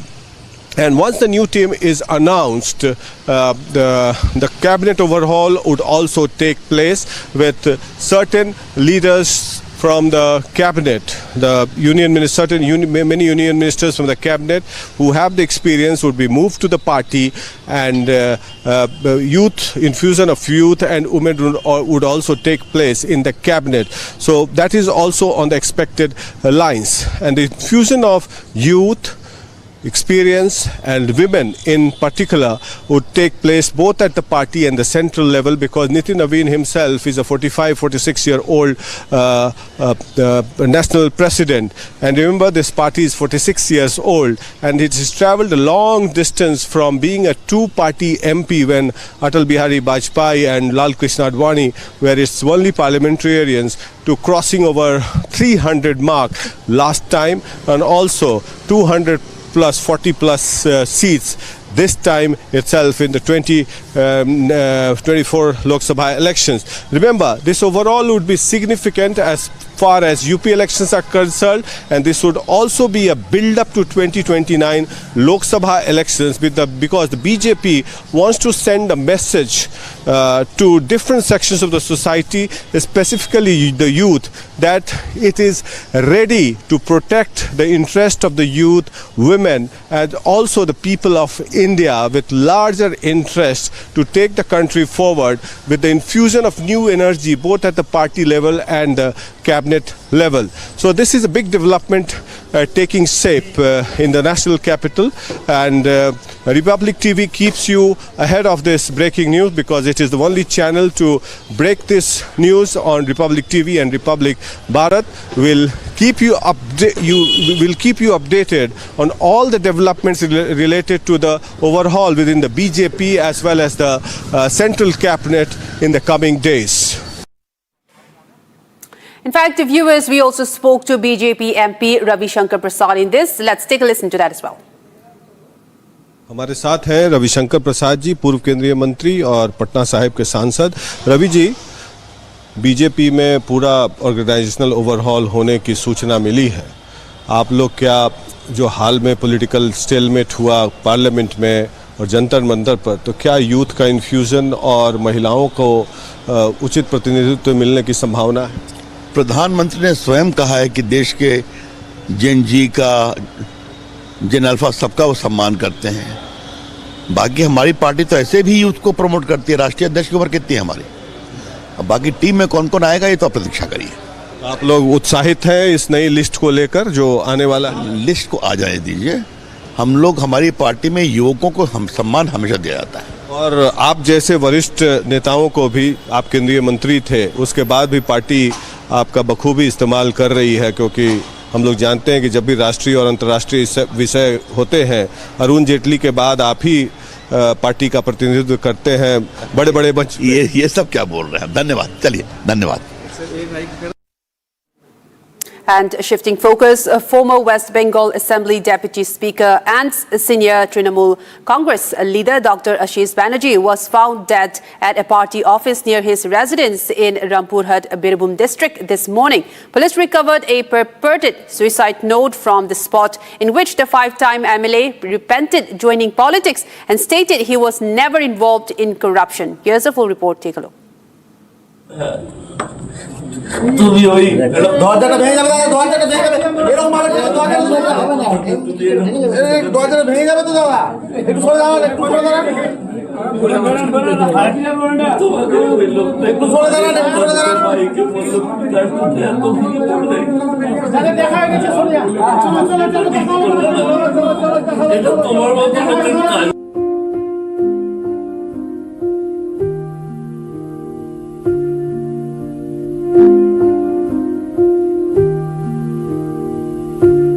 Rampurhat थाना में सुबह में खबर आई कि थाना इलाके में ही एक पूर्व विधायक और पूर्व डिप्टी स्पीकर जो रहे हैं माननीय आशीष बनर्जी थी, उनका घर और प्रेमाइज में ही उनकी बॉडी एक रस्सी के साथ झूल रही है। ये इन्फॉर्मेशन मिलने के बाद तुरंत पुलिस घटनास्थल पर गई और उनके परिवार के सदस्य और इंडिपेंडेंट विटनेस की मौजूदगी में देखा गया कि जिस रूम में, जिस घर में, जिस कमरे के अंदर उनकी बॉडी पंखे के साथ झूल रही है रस्सी के द्वारा, वो उसमें 2 दरवाजे हैं, दोनों ही अंदर से बंद थे। तो वीडियोग्राफी करके और विटनेस और परिवार के सदस्यों की मौजूदगी में पुलिस की टीम रूम के अंदर गई। जाने के बाद देखा कि एक पीले रंग की नायलॉन की रस्सी के साथ पंखे के साथ बांध करके उनकी बॉडी झूल रही है। उसको सम्मान पूर्वक और जो लॉ की जो प्रक्रिया है, बॉडी को उतारा पुलिस ऑफिसर ने और उसको पोस्टमार्टम और फर्दर लीगल प्रोसीडिंग्स के लिए हॉस्पिटल भेजा गया। उस बॉडी के बगल में ही वहाँ से एक हैंड रिटन नोट मिले हैं जिसमें लिखा है कि उनकी मृत्यु के लिए कोई जिम्मेवार नहीं है। साइकिल हुसैन को कल गिरफ्तार किया गया और आज सिविल अदालत में पेश की गई। हाँ, मोहम्मद बाजार थाना का जो एक ऑर्गेनाइज क्राइम का केस है जो बीरभूम जिला पुलिस की एसआईटी इन्वेस्टिगेट कर रही है, उस केस में इन्वेस्टिगेशन करते समय कुछ लीड्स मिले थे, कुछ डॉक्यूमेंट और कुछ लिंकेजेज मिले थे, जिनको वर्कआउट करते समय पुलिस की टीम ने कुछ लोगों से जिज्ञासाबाद किया, उनसे पूछताछ की। पूछताछ में संतोषपूर्वक उत्तर नहीं मिलने पर उनके परिवार के बाकी सदस्यों के साथ पूछताछ की गई। पूछताछ में और संतोषपूर्वक उत्तर नहीं मिलने और कुछ रहस्य ये सस्पिशियस लगने के बाद उनके घर में सर्च किया गया। सर्च करने के बाद वहाँ पे बहुत सारे कागजात ज़मीन से संबंधित और कुछ कागजात जो उनको मंडल स्टोन प्रोडक्ट प्राइवेट लिमिटेड से लिंक कुछ कागजात मिले, कुछ कैश इंडियन करेंसी मिली और कुछ ज्वेलरी वगैरह मिली, जिसको सर्च एंड सीज किया गया। उनको अरेस्ट किया गया, माननीय अदालत के सामने पेश किया गया। अदालत ने उनको पुलिस हिरासत में भेजा है, इन्वेस्टिगेशन चल रहा है। देखिए, जो आशीष सर जो है ना, वो बीरभूम डिस्ट्रिक्ट का सबसे ऑनेस्ट पर्सन एवं हाईली एजुकेटेड पर्सन था। जब हम लोग 17 वर्ष में था उस टाइम से उसको देख के बहुत लोग इंस्पायर था जे ये अच्छा लोग पॉलिटिक्स में आए, सबको आना चाहिए। मगर वो एक सुसाइड नोट लिखा है, ठीक है, जिसमें मेलाइन किया है, ऐसा टर्म कुछ और यूज़ किया है। ये शायद कोई मतलब अपोजिशन पार्टी शायद उसका नाम में तो गलत कुछ बोला है, उसका निरपेक्ष तदंत के लिए मैं बोल रहा हूँ प्रशासन को। और ये जो लॉस हुआ है ये सिर्फ बीरभूम का नहीं, ये बंगाल का ही है। ये जैसा ऑनेस्ट पॉलिटिशियन बंगाल में शायद कम ही रहेगा। तो ये मैं इस टाइम में पॉलिटिकल टिप्पणी नहीं करना चाहता हूँ। ये जो नोट किया है उसका बेसिस में प्रॉपर इन्वेस्टिगेशन करना चाहिए। और वो तो रामपुर सब डिवीज़न का इमोशन था, तो ये बहुत लॉस हुआ है। ये निरपेक्ष तदंत करने के लिए मैं कर रहा हूँ, दावी कर रहा हूँ। वो तो 5 साल का विधायक थे, 5 टर्म विधायक था, ऑफिसर था, डॉक्टरेट था। और आप किसी भी आदमी से पूछ लीजिए बीरभूम डिस्ट्रिक्ट का, ये अपोजिशन का हो और किसी भी पार्टी का हो, कि कभी भी पावर का अपयोग करना, किसी से गलत इस्तेमाल करना, किसी से रुपया लेना कभी नहीं किया है। इस तरह का स्ट्रक्चर का लोग जो मतलब 5 टाइम्स वो विधायक था, ऑफिसर था, तो जो हुआ है बहुत लॉस हुआ है बीरभूम का। तो निरपेक्ष तदंत होना चाहिए। And moving ahead to another focus story, Amit Shah, after inaugurating a statue of Atal Bihari Vajpayee in Chittorgarh, said that Sonia Gandhi made Congress workers stop national song midway and that the nation will not forgive Sonia Gandhi for this sin. Take a listen to what he said. Vote bank की लालच में कांग्रेस ने वंदे मातरम को भुला दिया था। 150वां साल है वंदे मातरम के प्रागट्य का। हमने लाल किले की प्राचीर से मोदी जी ने वंदे मातरम को फिर से एक नया आयुष्य देने का काम किया है। और इनकी निर्लज्जता देखिए,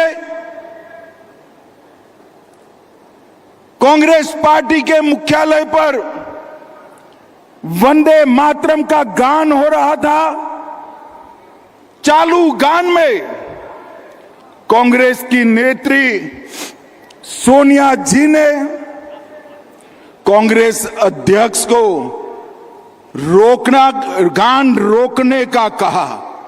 हम सब टीवी पर देखते रह गए। 80 साल के बाद बंकिम बाबू का ये अमर मंत्र, अमर गान जब फिर से सम्मान प्राप्त कर रहा है, वो भी सोनिया जी को राज नहीं आता है। सोनिया जी 140 करोड़ की जनता आपको देख रही है। आपके द्वारा किया गया ये पाप इस देश की जनता कभी माफ नहीं करेगी, कभी माफ नहीं करेगी। कोई स्वप्न में भी कैसे सोच सकता है कि वंदे मातरम उसका गान अधूरा छोड़ दिया जाए? कांग्रेसियों को शर्म आनी चाहिए।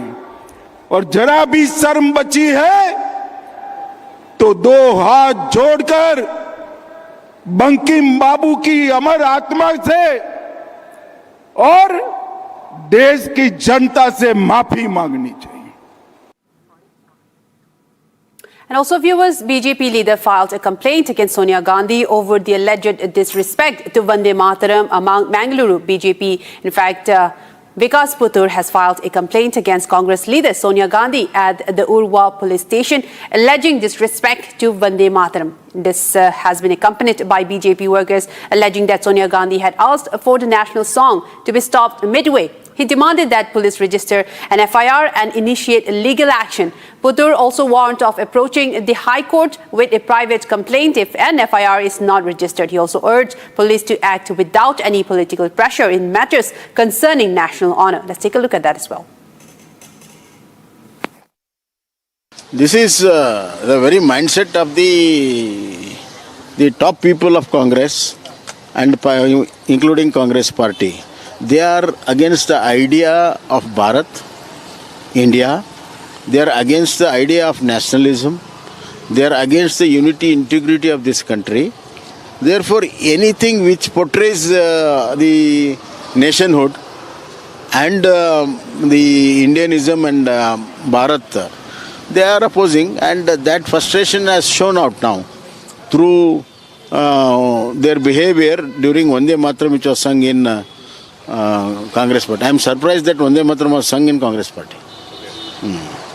But if at all this topic be raised in the parliament, because their government in Kerala has banned it, so I thought that they will not sing in Congress party.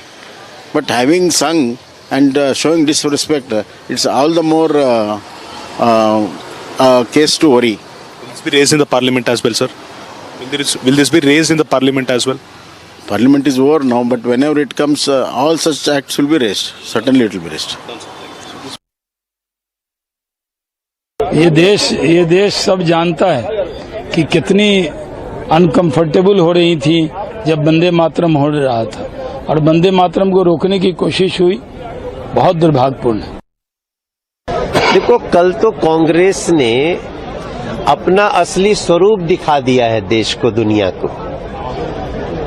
उनको वंदे मातरम से इतनी चिढ़ है और वंदे मातरम पूरा गाने में तो लगता है जैसे उनका शरीर गल जाएगा। कल आपने देखा होगा कि जैसे ही वंदे मातरम का संपूर्ण वर्जन गाने वाले, चूंकि जो आए हैं उनको तो पता है कि कानून भी है, कानून बन गया है। अभी अभी कुछ दिन पहले हम लोगों ने वंदे मातरम के 150 वर्ष होने पे पूरा वंदे मातरम गाया जाएगा, टुकड़े टुकड़े नहीं होगा। लेकिन जैसे ही कोटि कोटि कंठ कल कल निनाद कराले शुरू हुआ,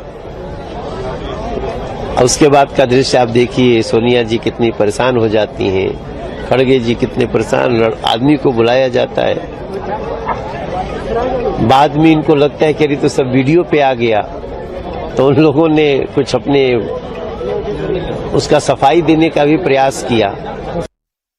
नहीं, देखिए, जब राष्ट्र गीत चल रहा हो और उस वक्त सोनिया गांधी जी, राहुल गांधी जी, खड़गे जी और पूरी जो व्यवस्था वहां पर थी, वो सुनियोजित तरीके से अपमान करने की ही नीयत दिखाई दे रही है। उसमें वो उनको शायद उसमें माँ दुर्गा का जो उल्लेख है वंदे मातरम में, उससे उनके मन में एक पीड़ा है। जब तक कांग्रेस सत्ता में रही उन्होंने पूरा वंदे मातरम कभी इस देश में होने भी नहीं दिया। लेकिन जिस प्रकार का अपमान उन्होंने राष्ट्रीय गीत का किया है, वो ये बताता है कि गांधी परिवार आज भी भारत माता से और भारत के जुड़े हुए प्रतीकों के प्रति आज भी सम्मान करना वो सीख नहीं पाए हैं। नहीं, देखिए, उन्होंने इशारा किया, एक बार किया, दो बार किया, और खास तौर से जो मैं सोशल मीडिया पर देख रहा हूं कि राहुल गांधी का ये कहना कि ये हमारा गीत नहीं है। विदेशी संस्कृति से ओतप्रोत ये कांग्रेस हमेशा अपने राष्ट्र सम्मानों का विरोध करती रही है, और पिछले कुछ समय से हम देख रहे हैं कि जिस अराजकता से ये कांग्रेस पार्टी चल रही है, ये देश के लिए ठीक नहीं है।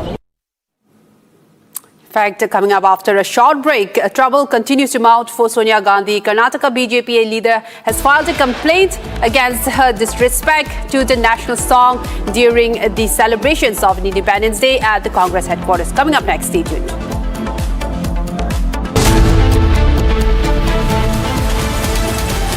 कुछ तो सस्ता लो, सब बढ़िया लो, इसमें क्या खास बात है? थोड़े में ज्यादा स्वाद, यही तो है इसकी खास बात। QS&THE, the world's foremost university rankings organizations, have ranked Amity amongst the top 3% universities globally, making it among the very few Indian universities to be included in both rankings. Yet another top ranking for Amity University. चमकी चाट से क्या बना है? Sandwich, लस्सी और छाछ। हर घूंट में चमकी चाट। अब बताओ, स्वाद आया? असली स्वाद सिर्फ चंकी चाट।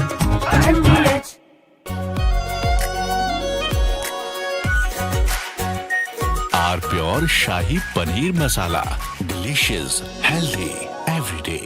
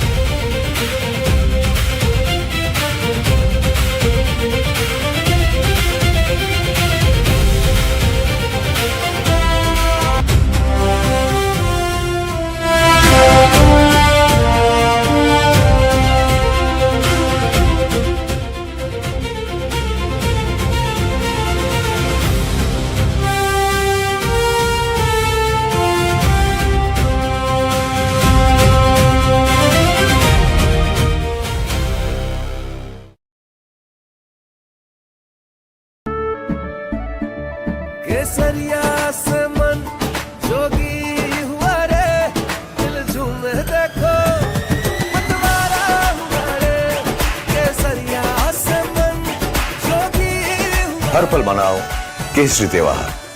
विमल बोलो जुबान केसरी। आर प्योर सूजी पास्ता उबालो मिलाओ और खाओ 8 मिनट में तैयार। क्या टेस्ट है सबका राजा आर प्योर मसाला। बड़े बड़े इम्तिहानों से गुजरता है, वक्त तराशता है जिसे, तो जाने क्या क्या न करता है। जब तक खुशबू सबसे बेहतरीन न बन जाए, आराम के लिए नहीं ठहरता है। जब तक लाजवाब न बन जाए, उसे नहीं इत्मीनान है। तभी तो रिचमैन बनना नहीं आसान है। चमकी चाट से क्या बना है? आलू चाट या फ्रूट चाट, स्वाद बढ़ाए चमकी चाट। क्या बात है? स्वादिष्ट पकोड़े और बरसान, अरे चंकी चाट है इसकी जान। असली स्वाद सिर्फ chunky chaat. We all must learn the lesson. The era of short, intense conflicts is over. We are all should be ready for long, drawn-out wars that tax and test the national stamina. There are unconfirmed reports that Iran has made a nuclear bomb. They have dropped enough indications that they have the bomb. Their top leader, he has made a statement that we now have the bomb. They had already upgraded up to 60%. They had 450 kgs of enriched uranium, and all this while when Donald Trump work, imagine, innovate, inspire. Now, ladies and gentlemen, our next speaker brings a unique intersection of architecture, urban planning, and policy to this conversation. He is the managing principal of CP Kukreja Architects and has been involved in a wide range of urban development and infrastructure projects across India and internationally. His work brings together design, planning, and the larger question of how cities can actually respond to the demands of rapid urbanization. He has also been actively engaged in global conversations on the future of cities and in 2033 led the G20 initiatives on livable cities for the future, bringing together urban thinkers from across G20 countries. Ladies and gentlemen, please welcome Mr. Dikshu C. Kukreja, architect and urban planner. A huge round of applause for him. Now, to take forward this very insightful and exciting conversation, I'm joined in by my colleague Pranav Kulkarni. Over to you, Pranav.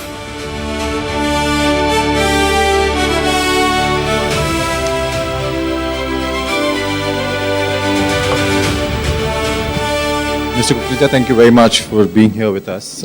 I want to start with something that is closer to us geographically. In fact, you've been working or you're responsible or involved in the development of the TOD project in Karkaduma, the transit-oriented development. Could you help us understand what is the project all about before I actually come to our, the topic of discussion, which is about futuristic Indian cities. If you could just take us through what is the project all about? TOD is really about transit-oriented development, and it is a response to what we have seen over the years, what has happened in cities, that you live in one part of the city and you could be working which is kilometers away, and with urban congestion and the way cities are developing and the lack of infrastructure there too, it takes hours to move from one place to another. So transit-oriented development is where you can really eliminate or at least minimize your private vehicle, and you can take public transit and move rapidly from one place to another. And wherever the transit corridor is, which is the metro line which is running, the metro stations that are there, there you do high density mixed development. Okay. Mixed development means you have homes there as well, you have commercial establishments as well, plus you have healthcare, education, leisure, etc. So it becomes a self-contained neighborhood. Okay. That's the whole idea of a transit-oriented development. Absolutely. I mean, isn't it a difficult equation to break actually, given that, in a city like Mumbai, for example, the closer you are to office, higher is the rental or the real estate, yield, real estate, what you have to pay upfront for buying or for rentals. And second, if you move away from your office space, the distance increases. Do you think you've managed to break this equation in a way, or is there somewhere in this world already a solution for this problem which can be adapted for an Indian kind of setup? So, there's something I would ask your viewers to think about. The first thing that comes to our mind when we talk about real estate is that what is the cost per square foot of a property?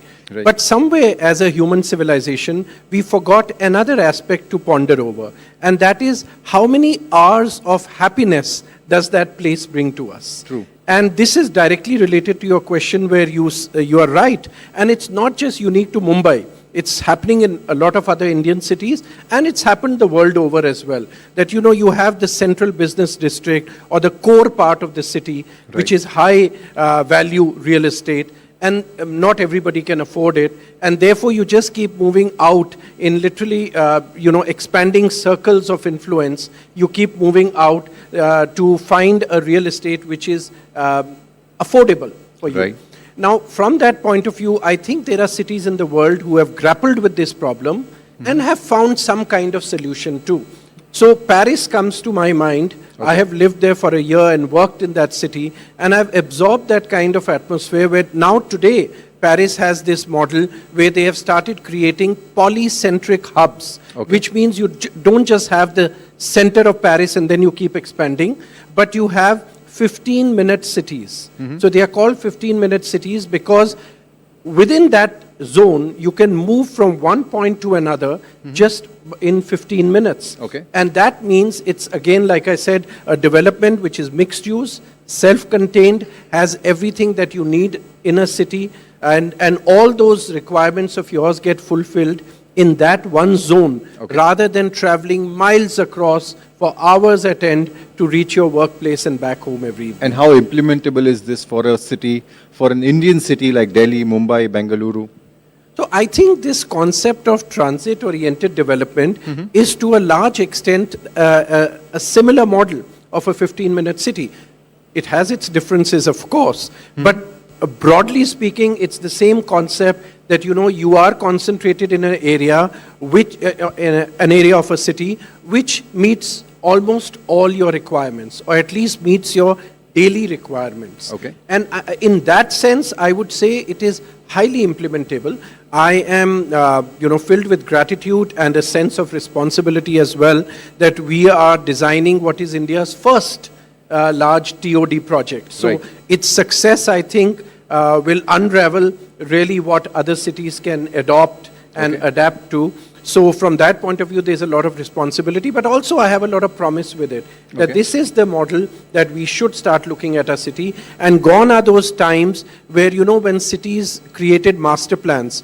Just today, we have the announcement that the master plan of Delhi has been, 2047 has been finalized or approved.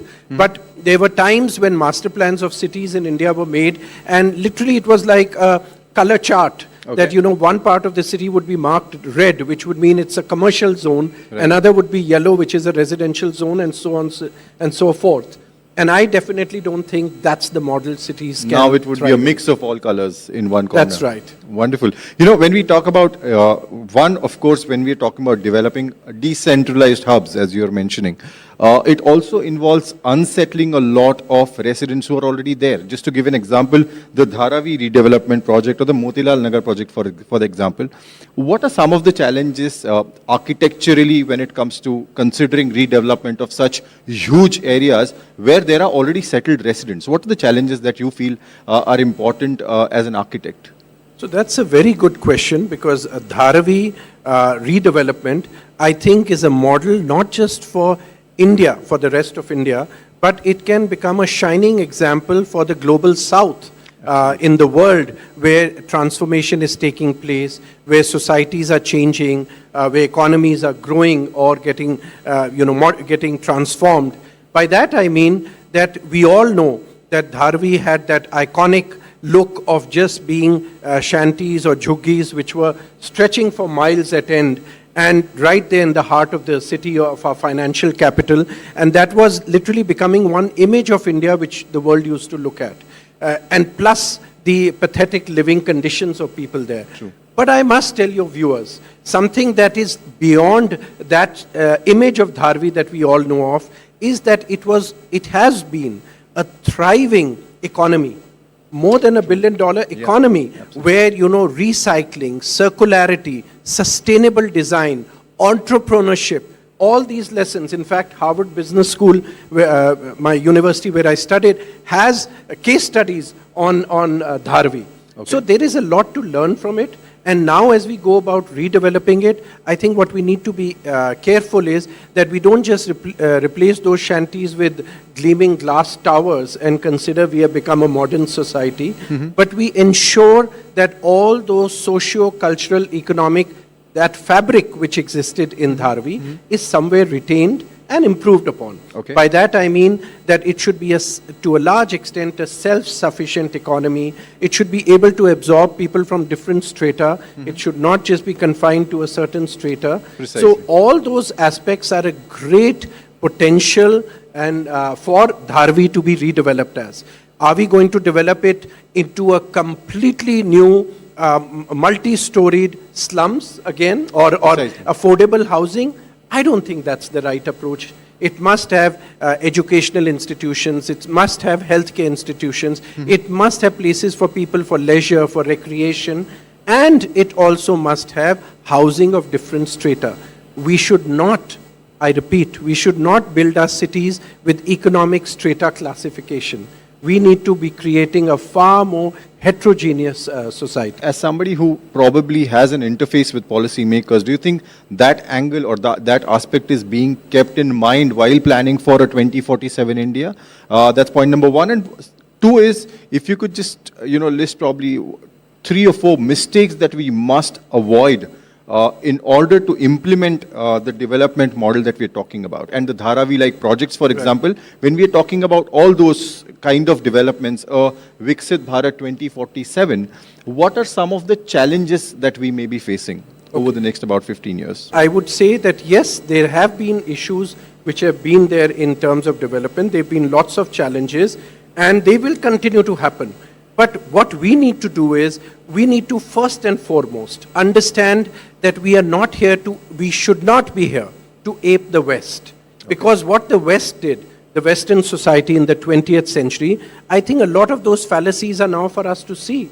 And today what we are looking at, climate change, is one of the reasons the way development took place in the 20th century. Look at the model in the cities in the United States where, car ruled everything. And even if you had to go to pick up a toothbrush, you had to take a car, drive it to the mall to purchase things. That was the model of development they thrived on, and driven perhaps by the motives of the auto industry, as one hears that happened in the US. And similarly in the Western countries, European countries as well.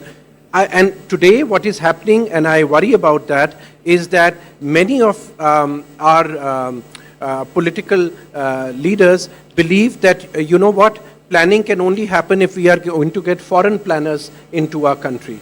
Now, I find that very bizarre because it's not, I think there are a lot of Indians out here who are extremely talented, who have lived in this country, who know the challenges of this country, and who might have traveled and seen what is good and bad in the rest of the world. And who better for them to plan than having people who fly into our country, are not sensitive to our culture or our other conditions in the country. I'll conclude this conversation with just one quick fire-like question. What's the Delhi of tomorrow that you imagine? What are 3 things that you imagine in the Delhi of tomorrow? Let's say 100 years from now. I would say maybe even a more greener Delhi, a more culturally vibrant Delhi, a Delhi which is actually an iconic destination, not with just iconic buildings, but an iconic destination which is nowhere else in the world, and people come to see it. People go to New York, Chicago, Singapore, Tokyo, and London and Paris perhaps for what they find there. But they will only come to Delhi because Delhi will be one city which not only has a tremendous history, has been built over centuries and rebuilt many times, but is also demonstrating how you can have a very culturally diverse and yet a very modern, responsible, sustainable city. Wonderful. Mr. Kukreja, thank you very much for being here with us. It was wonderful talking to you. Thank you. Thank you. I enjoyed myself.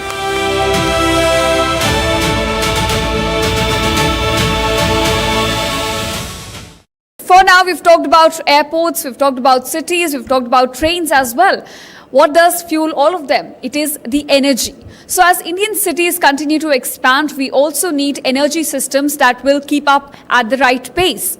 And we're looking at energy system that is also evolving and developing around Indian cities. So the big question is that how do we use, generate and transmit energy for a rapidly changing landscape? And to answer these questions, our next speaker brings extensive experience in energy policy, sustainability and research with a particular focus on India's evolving energy landscape and the transition towards cleaner and more sustainable system. So ladies and gentlemen, please welcome Dr. Debajit Palit, who's also head at Chintan Research Foundation, in conversation with my colleague Rishita. Give them a huge round of applause as they begin their conversation. And thank you so much, sir, for joining us today. It's really an honor to have you on board with us at Republic Viksit Bharat 2047. Now, sir, my first question for you is about India's urbanization in general. So we see that it's keeping pace, it's going really well. We have industries coming in, we have airports, cities, everything developing. Now, I want to understand, is the power transmission infrastructure able to keep pace with it, or is it falling short? Thank you, Ishita. It's a pleasure to be here at Republic TV studio. Well, I see it urbanization. What are the three most important things in urbanization? Mobility. We need mobility in any urban areas. Housing. We need housing. Cities are expanding and there is more migration, so we need housing. And currently, another thing which has become very important is the digital infrastructure. And all these things, all these three things, I think is important to have reliable power for all these three things. So I think power interconnects or electricity interconnects all these three things, and we have to make the infrastructure in a way that we are able to provide reliable power supply for whether it is digital infra, whether it is mobility. When I say why it is important to provide electricity for mobility, currently most of our fleet is running on oil and gas, whether it is the pipe natural gas or it is diesel or petrol. But over the years, in the next few years, in the next 2 decades, as we move towards Viksit Bharat, we'll see more and more vehicles being converted into electric vehicles. The plan is that by 2050, almost all two-wheelers and three-wheelers should be on electricity, and 50% of our passenger cars should be electric. Now that needs a huge amount of power. Data centers are coming up in urban areas. Where we're sitting in Noida, I think there are large number of data centers which are coming up, and all these data centers will need reliable electricity. So I think it is important to have reliable power, and in that front, we are moving, again we have to the second challenge that we are facing now is how do we move from the traditional or the conventional power infrastructure that is coal-based, fossil fuel-based, to more greener power sector infrastructure. We've recently has achieved 300 gigawatt of non-fossil capacity out of 550 gigawatt that we have. And that's about 60% of our target of 500 gigawatt that we plan to achieve by 2030. So I think, yes, with more and more urbanization, power sector is also moving ahead.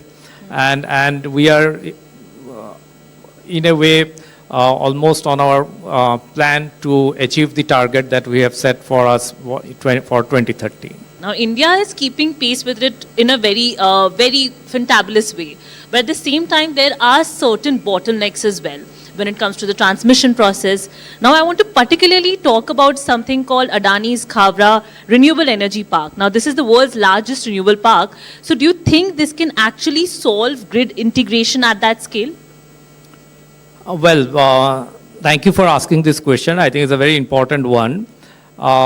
Let me put some numbers, and that will provide you some ideas about the scale of operation that is going on in Khavda. Khavda is in Kutch district in Gujarat.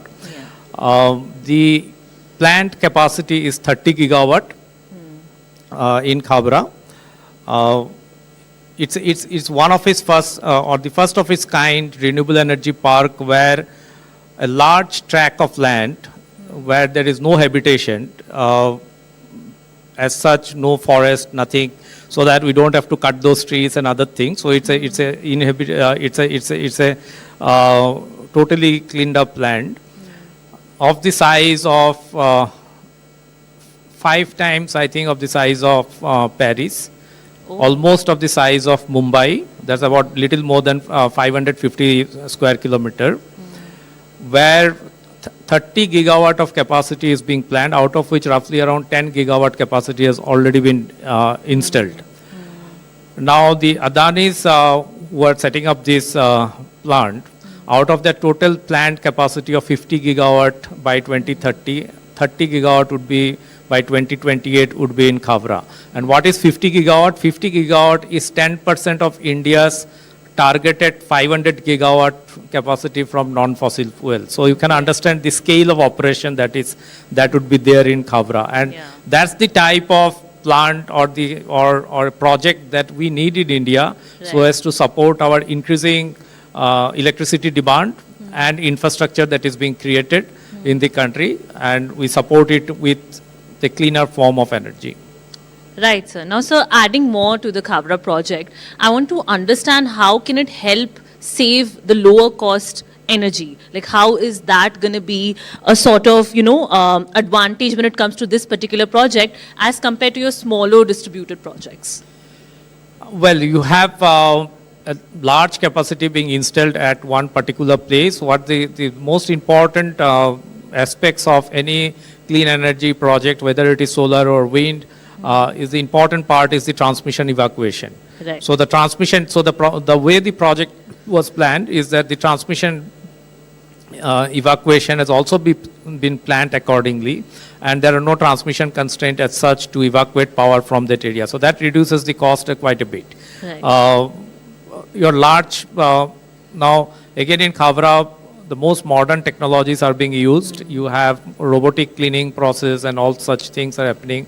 And because everything is at one place, the economies of scale matters, and that's how the project cost is less. If the project cost is less, then that helps in reducing or keeping the tariff within the affordable limit. Right. So that helps in a big way. Right, sir. Now, I also want to understand from you, we have these expressways building, ports building, airports building, all opening up in areas very close to us. I want to understand how closely should power planning happen around these areas? How crucial is power planning when it comes to urban development as well? So there is an increasing debate that we should decarbonize our energy sector, and there is an increasing debate between the use of fossil fuel, particularly coal, to provide electricity, and the use of non-fossil fuel, particularly solar, wind, nuclear, and other things. Yeah. Now, if we see what is important for a country like India, for us, electricity demand, meeting electricity demand is extremely important. We are increasingly urbanizing, we are increasingly industrializing, and we are in a process to become developed by 2047. That's Viksit Bharat by 2047. So for us, meeting the energy demand is extremely important. So from where the energy will come? So we are currently consuming about roughly around 1700 to 1800 billion units of electricity. Out of that, 70% is roughly around 70% is coming from coal. The rest are from particularly from non-fossil fuel sources. A little amount from gas also. Now, if you see in 2050 or 2047, when we plan to become Viksit Bharat, our electricity consumption will increase to about 6,500 billion units.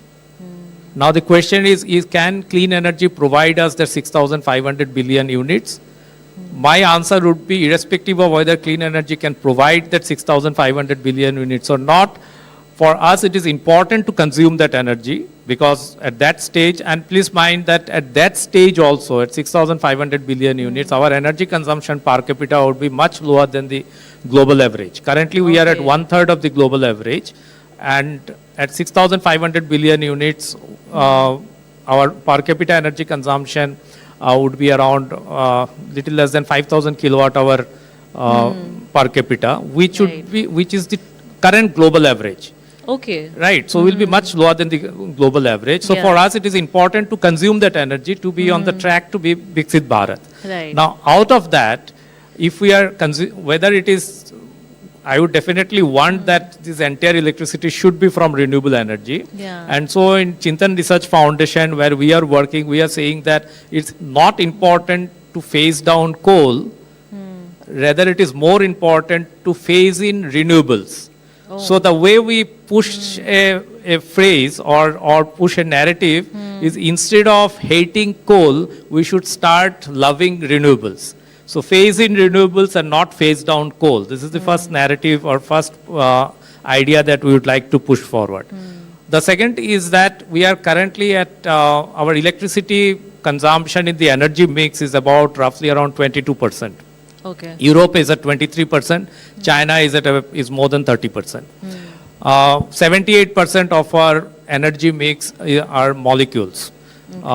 Now we need to shift from molecules to electrons, that's electricity, as fast as possible. And we have to have a strategy of electrons first. And if we have a strategy of electrons first, that directly helps us in decarbonization, because it is much easier to decarbonize the electrons than to decarbonize the molecules in the form of oil and gas. Right. And so the next strategy for India is electrons fast. The third strategy for India to achieve all these things is, in my view, is that we have to talk about systemic energy transition, because for us, land, biodiversity, water resource, everything is important. So we also have to talk about things where all these things are not degraded, and we do the energy transition in a way so that we can take everybody along. So these are the three things: renewables fast, electrons fast, renewables phase in, and systemic energy transition, which is going to help us to achieve our Viksit Bharat target by 2047 as far as energy transition is concerned. Right, so very interesting. We should love renewables first. A very interesting point there. Now, sir, I want us to look a little bit beyond the metropolitan lens. So you have these new technologies coming in, microgrid, small grids.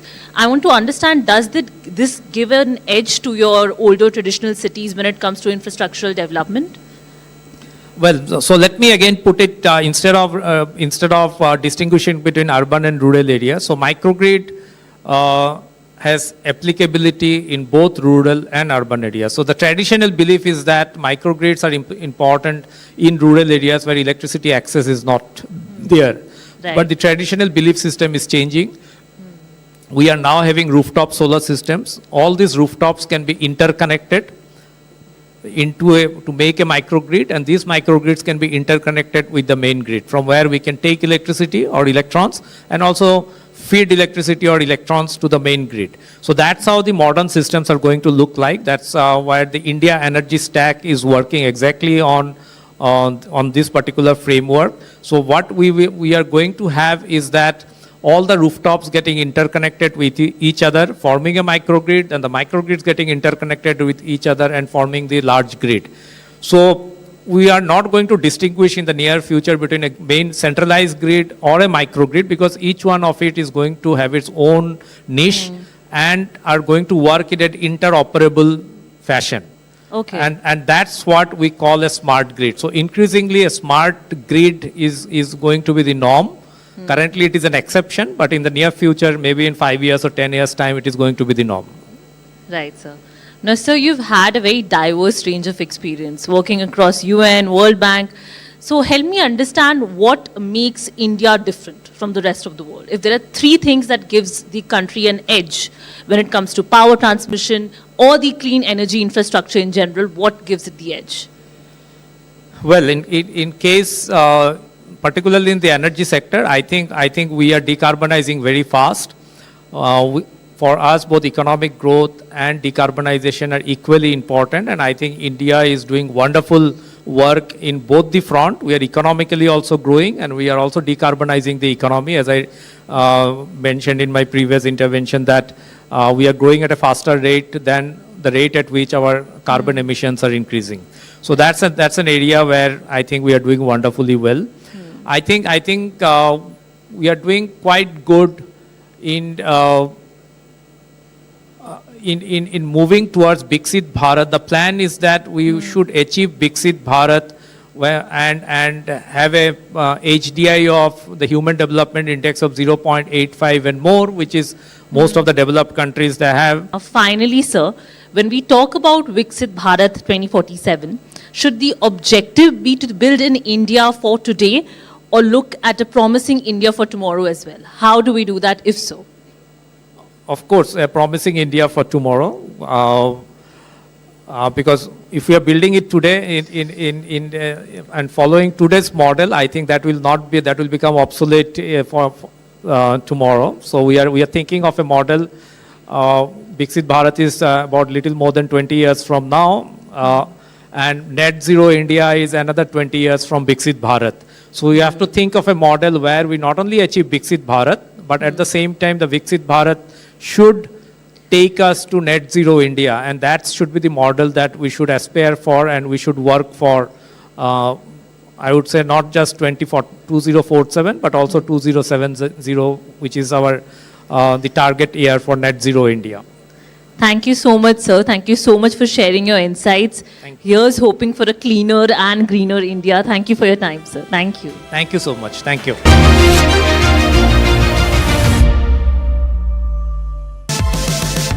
Presenting by Adani. Co-powered by Aranyaka Estates. कुछ तो सस्ता लो, सब बढ़िया लो, इसमें क्या खास बात है? थोड़े में ज्यादा स्वाद, यही तो है इसकी खास बात। QS&TA Cheap, the world's foremost university rankings organizations, have ranked Amity amongst the top 3% universities globally, making it among the very few Indian universities to be included in both rankings. Yet another top ranking for Amity University.